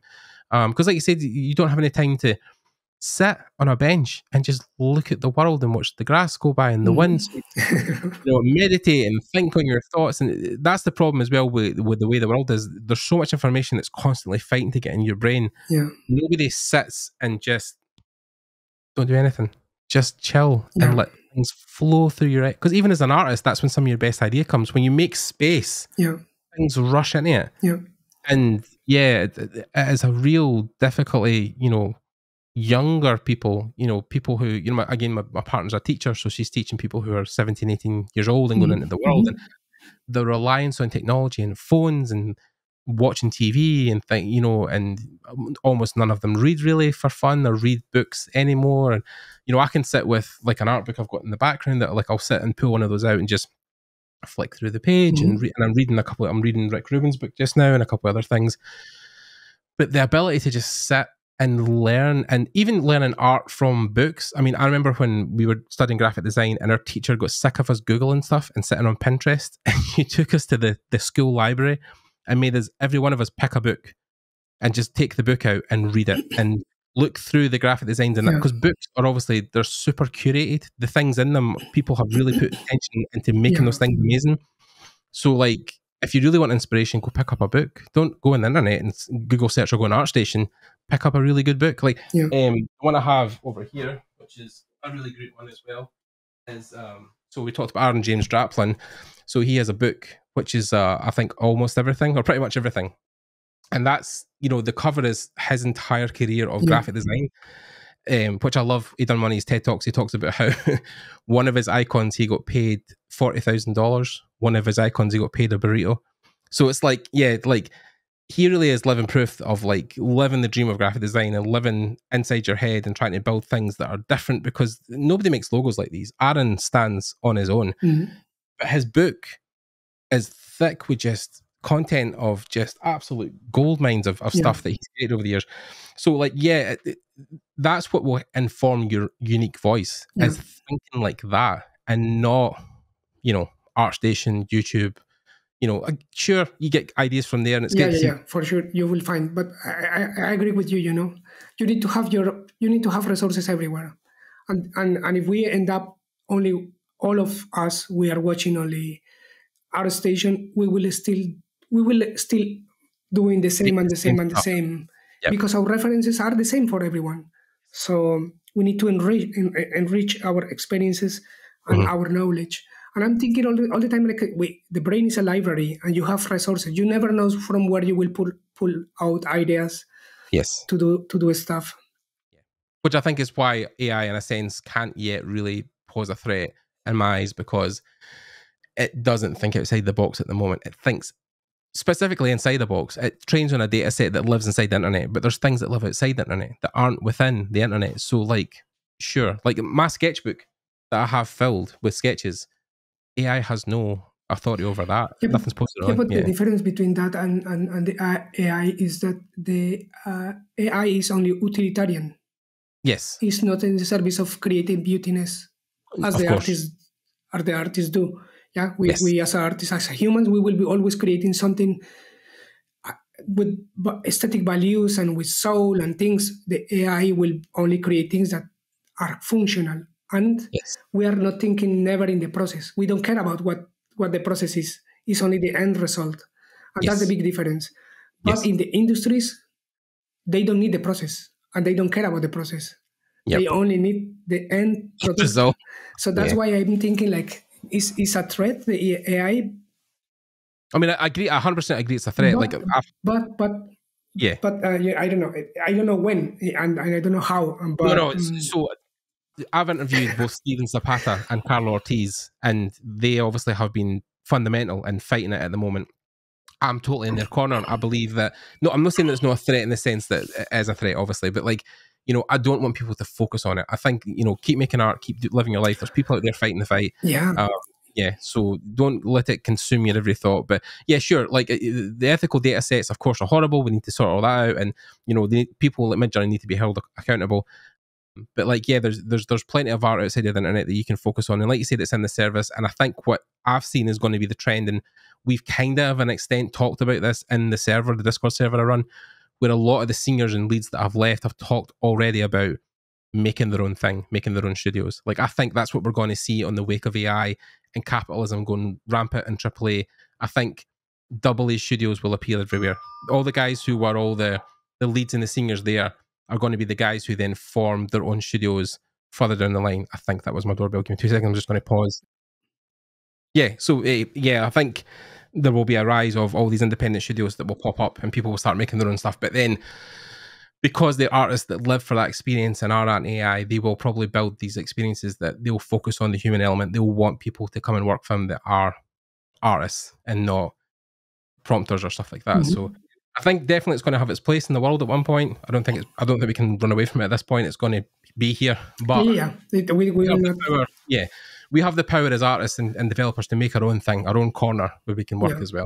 I guess that if companies start valuing people, if they really want to use AI as a secondary thing, not as the answer for everything, we're still having, because it's in power of companies that people are still having their jobs.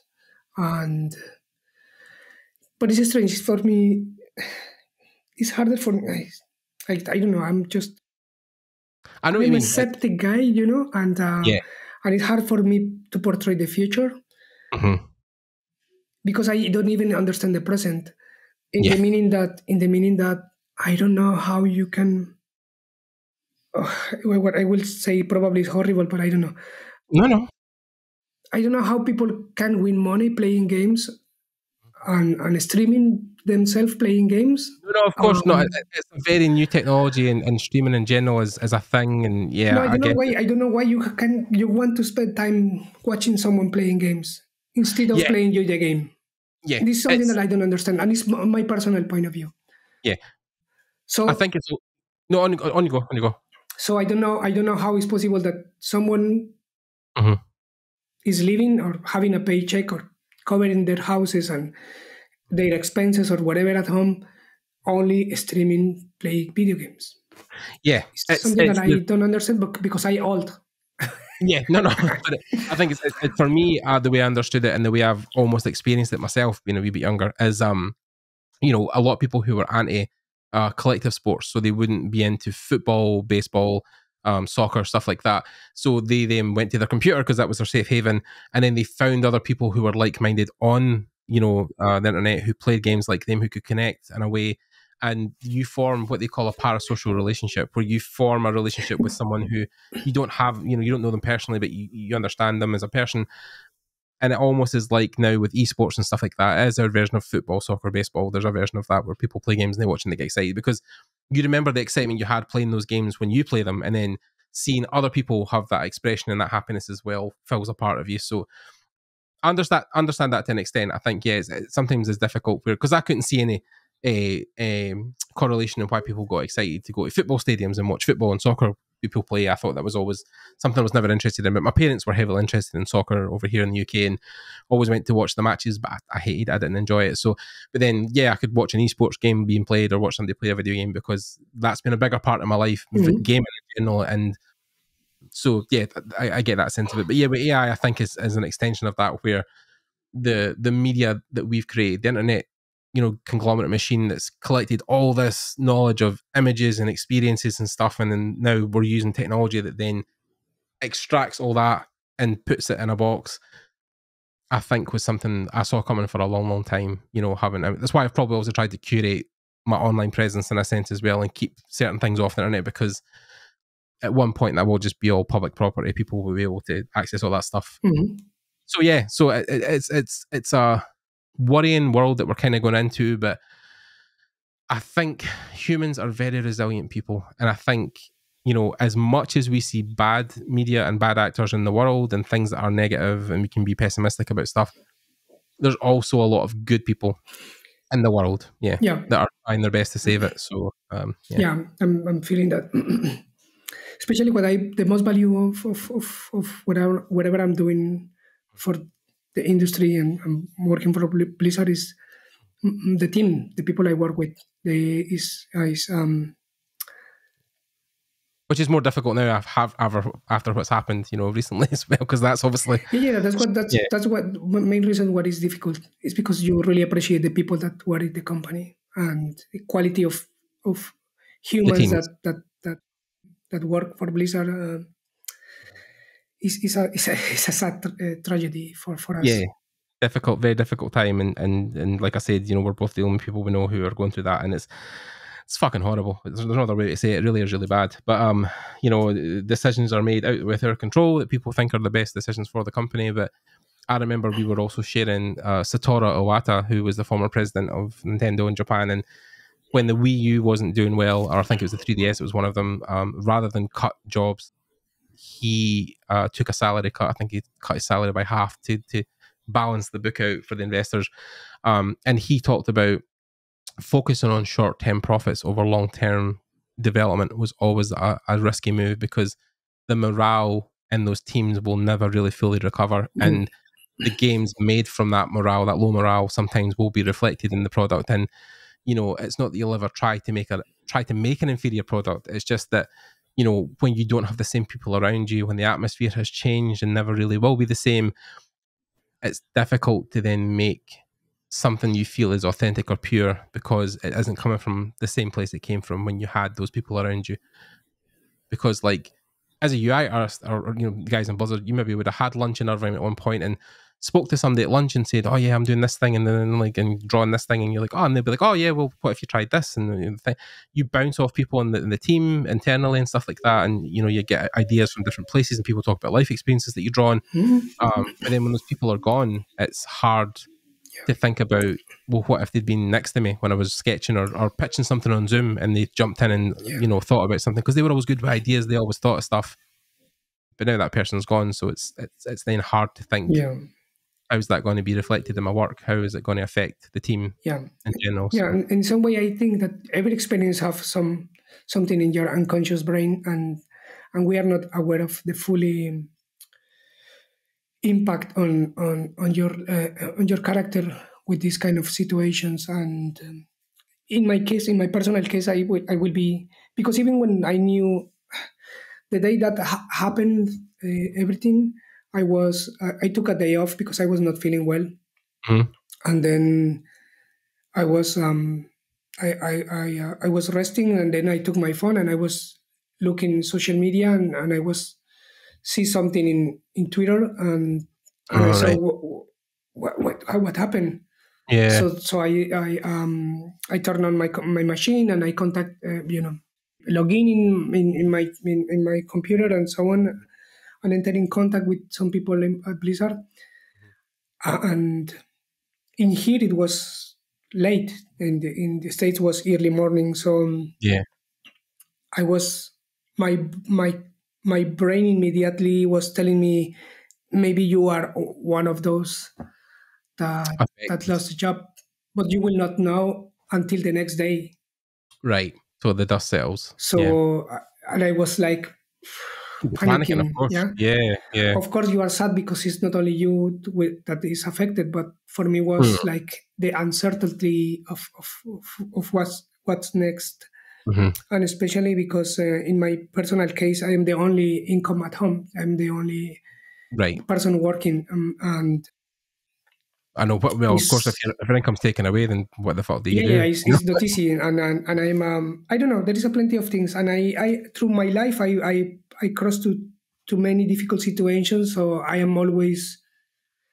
It's not that I am looking for what wrong will happen. It's just simply that. So sometimes I am thinking like, nothing is forever. Not even the best job or the best opportunities, or or even your health. I don't know. I cannot move as faster as before, or I cannot. I need to use glasses now because I need the screen or whatever. See, always is something happening in your life, and you cannot control things. So it's not that I am tragically preparing for the worst. It's simply that some part of me always feels like you're unsettled. Is saying, prepare yourself for the plan B, or something happen, what you will do, or if things don't go according to my estimations, what I will do. And that's why I am trying to always. One reason why I publish a lot of my work online and things is because I'm trying to keep tracking of my work, relevant and stuff, and it's a way to create channels, or to save myself, or probably my insecurities or whatever, but you never know. I know, and that's why I think people are now talking seriously about unions and stuff, because you don't want to feel in a job, because it's a horrible way to live when you feel like you're constantly on edge, you're constantly worried about tomorrow and if I'm even going to have a job next week. And because I mean, Blizzard has had this whole thing that I knew about as well, where they hire for 10 years. Like, they usually took people on to be there long term. Like, they were never hiring people for short contracts. They would always try to get people to be there for a long time. And the fact that the biggest, I mean, Diablo was obviously, the team was hugely affected. I heard that the Diablo team was hugely decimated, but also the survival game that they were building was completely canned, and that's been gone now. That's been scrapped. So the whole team that were building that for the last 3 years are gone. And it's like, and that project will never see the light of day. And it's interesting with Blizzard when you think about it, of how Diablo has shipped, but then in Overwatch also, in a sense, but like in the last 10 to 15 years, they've only maybe put out 2 games, because like Warcraft has went on forever, and then of course Overwatch was a game that was being worked on, but then was shifted into Overwatch from Titan, and like it's difficult with Blizzard, and and I don't want to talk too badly about them, of course, because they're a current employer, but it's like the management that was there obviously now are leaving and have moved on, and that's all changing. But yeah, I think a lot of bad decisions were made early on that are people like you and my friends are now paying for, and it's sad because you've done nothing wrong. You've just worked as hard as you wanted to work, and people, I knew internally, and not that it was talked about often, but when I spoke to people about the survival project, they were very excited about it, and loads of teams were, and it was really something really cool, and they were doing something different, and they really thought it was going to be great. To pour all those years into a game like that, and it's never going to see the light of day. It's horrible. It's really, really horrible, because you want to share that part of you with the world, and like, look what I worked on, and look how cool it is, and it's amazing. And you were lucky in that sense. I think the Diablo saw the light of day and it got released. Yeah. So especially before you worked for Blizzard, because you were with that project that got canned as well. So it's like sometimes people have this rut of getting in the industry and working on stuff that never comes out, and it's horrible. Yeah, I know many people that worked in different projects and in different companies, and they only publish one project, and cancel 4 or 3. It's like, and it's an industry that I don't know, because it's harder to think in best practices, because it depends there is a plenty of factors. If you think in, I don't know, let's say, it's harder for me to talk, No, but because of my situation. But if I be thinking in abstract way, how much costs to run Blizzard? All the employees, the buildings, the electricity, the computers. How much cost in reality? Many things, and sometimes my personal feeling is that sometimes your ambitions are your dreams are too big, and you want to make many things and hire a lot of people and make a lot of stuff and expand it too quickly, but make projects that takes years and years, and probably some life is, if in personal life it happened that you have a lot of different projects and only one succeed. Yes.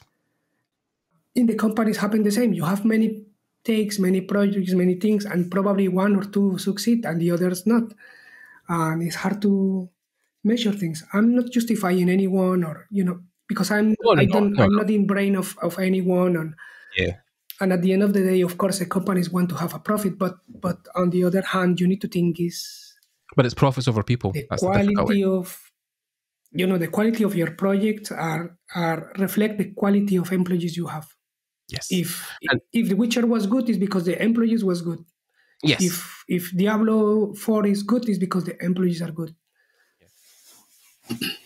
I mean, it's one of these things as well. I think Blizzard are on their own, like Riot, in a sense that they're a multi-game studio. They do multi-project games. Like, they aren't just focused on, like Sony Santa Monica, God of War. That's their game. That's the one thing they do, and they do it great.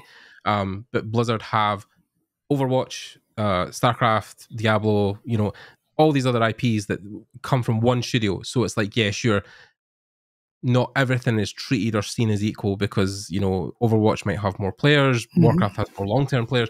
Like, there's always this thing you're fighting with, because every team has their own thing going on. And Riot was the same, because they started with League of Legends, but then of course expanded into other games, and then that. So like, yeah, the problem I think also over COVID was the resurgence of people playing loads of games and being stuck inside. So they were pouring money more and more into video games, and then of course a lot of companies, including guys like Riot and stuff and Blizzard, maybe saw that as a way to hire more people and build more projects. And then when COVID has now gone and we're back to normal, the money has maybe dipped a little bit. Investors see that as a bad thing and then pull the plug on certain projects. It's happened for the last 20 years on video games. It's going to continue to happen, because art is never a safe option. Art is never a steady paycheck.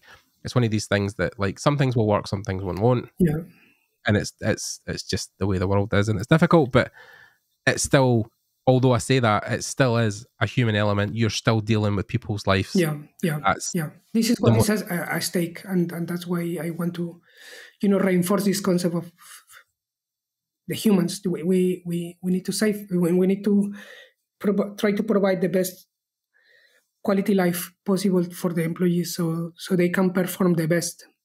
And if you Yeah, are a happy employee, you will give things with love and with passion and all these things that in modern 100%. times is like the request, and Yeah. uh, We talked about that. We talked about like if a lot of these companies paid people even more money and gave them even better conditions, what would the games look like that they produced? Like if people were paid, if your salary was doubled overnight and you were given even more benefits and stuff, like how much harder would you work? How yeah, much more passion would you put into what you do versus being paid, maybe minimum wage and then yeah, having to do, so it's like, yeah, I think when people have all their basic needs met, they will definitely like produce better work yeah, versus being in an environment where you're tired, malnourished, hungry, yeah. like, yeah. Yeah, I'm not good at business, and I'm not good at many things. But I think that if companies, I don't know, if you make you owner of part of the company, even because you invest 8 hours of your day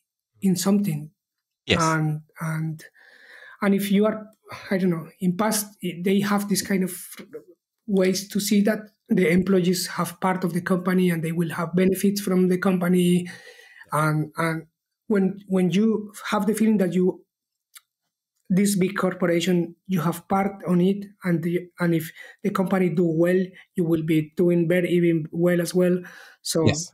eh, I guess that this is a kind of solution, but I'm not the one that takes decision, and I'm not the one Yeah. that It's I am it's just difficult. Yeah, it's difficult in the EU because EU has regulations against people owning parts of the corporation. They Mhm. can't take stocks and stuff like that. But America, I know, like I know people in Santa Monica studios, they have a thing when they join, they get a share in the company. And if, like, I know, for instance, because God of War, the recent one, done really well, their stock price went up, No, and we in Blizzard we have they have we have benefits on the stocks, but I'm the what I'm ownership and saying stuff. is something I don't know how to say that. It's Yeah, simply I don't know. I guess that we need to make the people feel part of the yeah, thing, of and course. not just Yeah. only employees. I think it's also reducing team sizes as well because, like, I mean, when I worked in the studio in LA, like there was 10 of us, and when we were on Zoom calls, I could actually contribute to game design and talk about ideas I thought were really cool that actually got implemented into the game because there's only 10 of us on Zoom, right? So if one of us has got an idea, Yeah. it's more heard versus, there's a UI team, there's a concept team, there's an environment team. Within the environment team, there's 40 people, there's a Hmm. lead, like, so when you get to those numbers, you kind of get lost in the Yeah. structure because Yeah. there's so many Yeah. people. So yeah, I think the idea of, like I talked about, the indie studios and people making their own stuff in smaller, portions. I think we'll see more of that because That's my feeling because video games industry are creating huge and complex games that cost a lot to maintain in time, and at the end of the day, you don't know if you will be successful or not. yep, it's not like film. And the other thing is that more and more people are studying computer science and video game uh, things, and I see a lot of new UI artists and more concept artists and more people want to work in the industry. And we don't have 20 Blizzards, we don't have 20 Riots, we don't have 20, you know. And so people will start to join together, make small game jams, and create Yep, yep. indie games and things like that. There's so many even recent indie games that have went viral and have, like, I mean, Among Us obviously years ago went super viral and everybody plays that, but stuff like Lethal Company that came out recently where, artistically, it doesn't look the greatest, but, the simplistic of the game design is what's drawn people to it. And it's like, yeah, the graphics don't matter as much. People have fun playing it and you can play it with your friends. Hmm. There's more a sense of like people want to play community, almost what Diablo had as well because it's 4-player co-op. But like, yeah, there's a whole thing of like, yeah, like, this realm of indie games that are now coming out where people don't have to spend millions to make a game. But I mean, oh God, generations ago, we're talking maybe 20 years ago, when that small team in Sweden, I think, made Angry Birds, Yeah. and it was like 5 people, and then it took over. There's been movies about it and everything, video games, movies, like, you don't have to pour 300-400 million into a game to really make it successful. The people will make it successful, not the budget, and I understand with games like, Insomniac's budget in the recent leaks came out about how Spider-Man, I think, or one of the games was $300 million, and people were like, "How the fuck are you spending $300 million?" And they're like, Hmm. "Well, 150 people for 4 Yeah. years, an average 150,000 a year wage. that's easily 3 million, Yeah. 300 million, or whatever it is. So, and then, studio costs, executive, like, people don't realize the money that goes into these games, but it doesn't mean that every game has to be made like that. And, one of these things is we need to break up the industry and it be less, one huge company or two or three huge companies. Back in the PlayStation era, when that was first made, they had what they called shovelware, where people were making games every other month, and they were making shittier games. They weren't AAA quality, but they were sometimes like crap. And then there was these gems that were like in the middle, where they weren't quite AAA, but they weren't quite crap. They were good games that were made by a couple of people. So yeah, we're probably going to go back to that, and I think it's a good thing, because like I say, with sustainability, the model for games every year on year having to turn a profit or grow annually by 5%, it's just not realistic, because nothing is infinite. You can't continually grow things every single year. There will be years where, it earns 0.1% or it goes down a little bit or up a bit.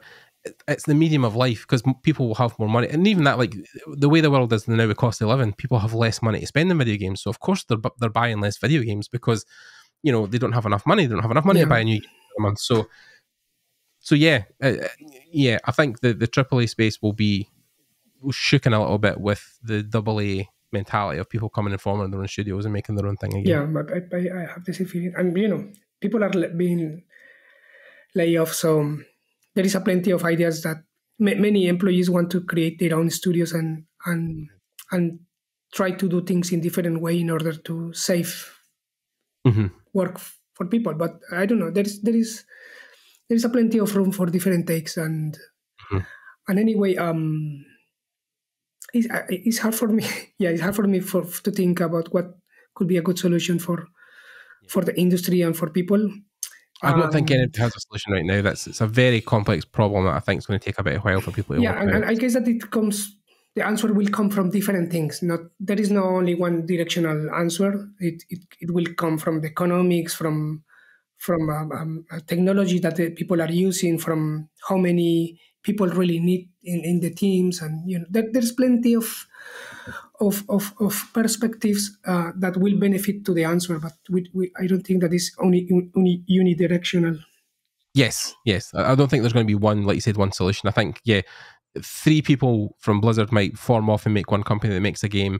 30 other people might make a company. Like, there's companies in LA, especially like That's No Moon, who were guys who were ex-Naughty Dog and stuff, who've formed their own thing now. So it'll be interesting to see what they do, obviously. But yeah, the talent there even is incredible. But yeah, like, I think the trick is not making anything too big and feeling like you said, you can infinitely expand. You can make more and more games or bigger and bigger things. There's a good appreciation in a life where you can kind of just mediate on a line where you make a good game and you make another good game, and you don't go like, you make a good game, then you hire 500 extra people and try and make a brilliant game. Yep.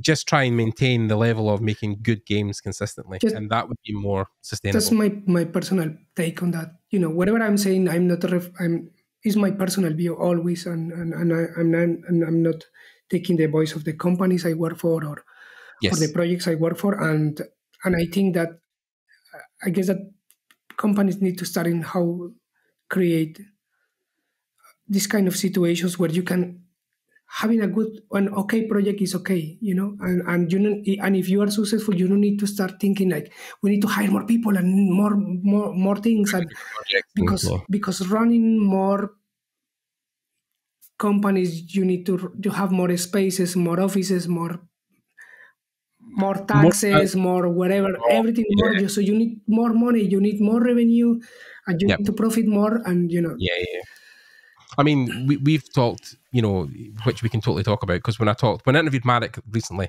which was last year, I think, because I interviewed him after he'd done Witcher 3, and then I interviewed him after Cyberpunk, and he was very open about CDProjkt grew too quickly. Their eyes were bigger than their stomach. They had an idea that they were going to do this amazing game, and it was going to be all this bells and whistles and incredible. But because they maybe jumped before they could run, like they made The Witcher 3, great, fantastic. Try and make a game again like The Witcher, but maybe don't crunch as much. Then try and maybe pay a bit more attention to detail and maybe make things a bit. But the idea was like, right, we're going to make Cyberpunk. It's going to be as good as Grand Theft Auto. It's going to be twice the size. We may only have 200-300 people working here, but we're going to make this incredible thing. And that was the downfall, because then Cyberpunk came out and it was glitchy and everything was wrong and the reviews were horrible. And yeah, the idea there was that like if they had been more realistic with the projections as well, like it's not going to come out in 2018, it's going to come out in 2025. It's going to, you know, like take the time to make, because at the moment, you know, Grand Theft Auto 6 has just been, the trailer's just been out. It's coming out next year, so 2025, I think. So, you know, another year still to wait. Rockstar are very good at being realistic with their expectations, and like it's not ready yet. It's not going to be ready for another year. It's nowhere near finished. We need a year to polish it. We can't release it right now, even though people are foaming at the mouth every time there's a trailer that comes out of Grand Theft Auto. They're always of the. I mean, they're in a unique position where they have so much money they can take their time. Obviously, I understand that, but like, I think if more studios adopted that mentality of it will be done when it's done, it will be finished when it's finished.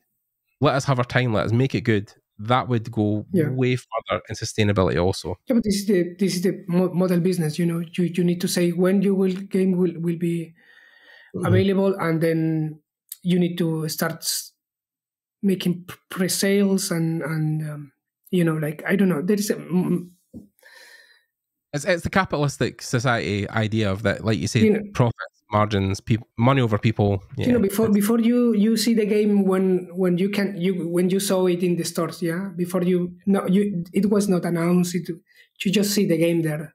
Oh yeah, I grew up in the very early. I grew up in the 90s, so yeah, seeing games I'd never heard of, and then you just see a box, and you're like, oh, it looks really interesting, and you'd look at it and be like, oh, I'll go play that. And the industry is so crazy that even you have trailers, pre-orders, and the industry is so crazy that you have prices. The video game industry is giving prices for the best pre-sale or the best trailer or the best without knowing what is the game about, without you know, but they win prizes and they are you know, it's like it's difficult, I think, as well with stuff like BlizzCon as well, because they've almost fallen into the E3 trap of like, because BlizzCon is now a yearly event, you have to have something to show every year. Like every year there needs to be a trailer, there needs to be an update, there needs to be new content or a DLC.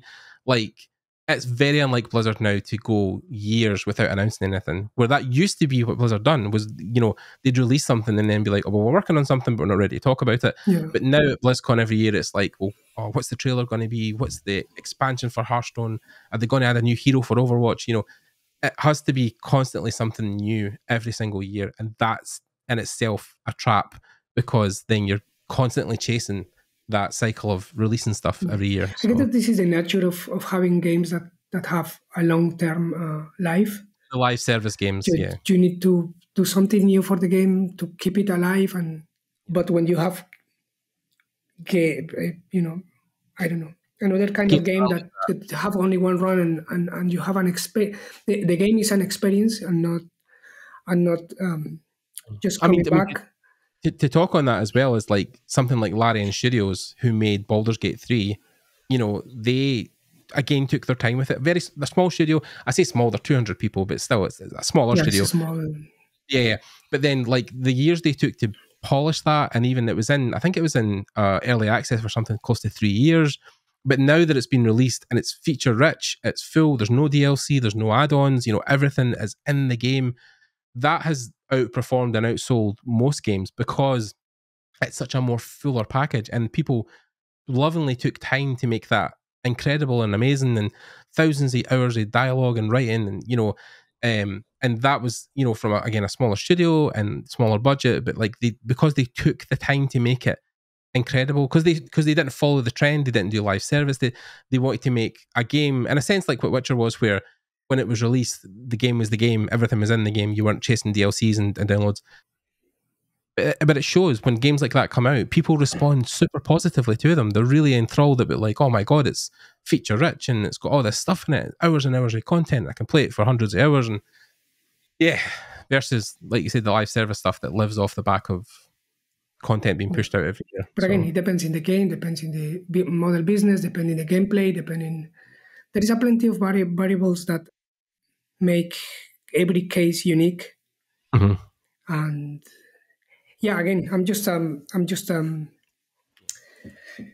what you mean. I think we're thinking all the same way. You're the guy making the pretty pictures, the small icons. Yeah, I get it. Right, okay. So we're passing 2 hours now. I think at this point, people will probably get sick of listening to us talk. Yeah. But, like, Yeah. but like, no. I think it's been a really engaging conversation. I think even that extra hour we done at the end, where we, I think this is now the way the podcast has went the last couple of years, where I'm less concerned about how do you draw, how do you make UI. We started the podcast like that. We talked about the layoffs, about the human element in art. That's what I think people respond to, because they're less concerned about, because you can go and get a tutorial from anywhere and learn how to draw. Go on YouTube and you have all the tutorials. So it's like, yeah, you want to listen to designers talk about their experience in the industry, how they felt about, and honestly, thank you very much for being honest about your struggle in your life and how it was hard and stuff, because I think like that's what people have talked about. When I get letters from students and emails, they talk about, thank you for being vulnerable, thank you for talking about how difficult it is, how hard it is to get in the industry, how this is really a problem, because people want to avoid that subject constantly. They don't want to talk about wages or crunch or overtime or people getting laid off. I was even in two minds about talking about the layoffs, but like I felt like I couldn't ignore it. Like there's too much going on in the world to just glance over that. You know what I mean? Yeah. Because we're both directly affected. I mean, less me, obviously. I know a couple of people who are friends, but like you work at the company that it's happened at. Yeah. Those people were your colleagues. Yeah. Like I felt like we had to say something. We had to say anything just to acknowledge that it happened. You know, and it's people. I mean, you cannot blind the sun. It's like it's impossible. Yeah, people are going through shit right now, and I think it's very almost irresponsible to ignore it, and not talk about it, because like, it's such a huge part of what's happened the last couple of weeks, and we're all from it. So, yeah. Okay, right. So, yeah, again, Fernando, thank you for coming on.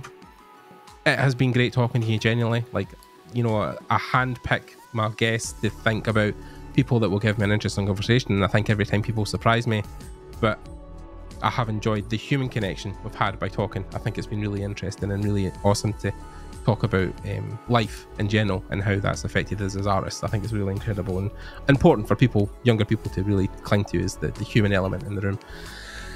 If you've listened to this point, thank you very much for I'm sure you'll try and put it on in the background or take it in chunks, but I think it's one of these things that these conversations that we have in the podcast are always unique and great, and I think people do benefit from them. So again, I thank you for coming on, Fernando, and for people for listening and stuff. So I'll leave a link to Fernando's work, of course, and all the resources that he thinks will be relevant. Of course, I'll post them all down below. You guys can check them out. You can find his work on Behance. I'll add that as well. And I'm sure if you want to get in touch, Fernando will be able to, he'll leave me an email or a way to get in touch if people want to get in touch and talk about UI or games or whatever.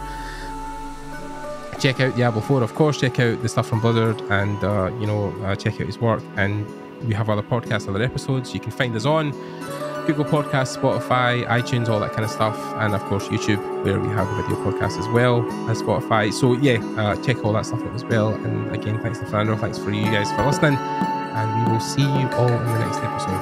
Hope you guys are having a great time and staying safe, and bye.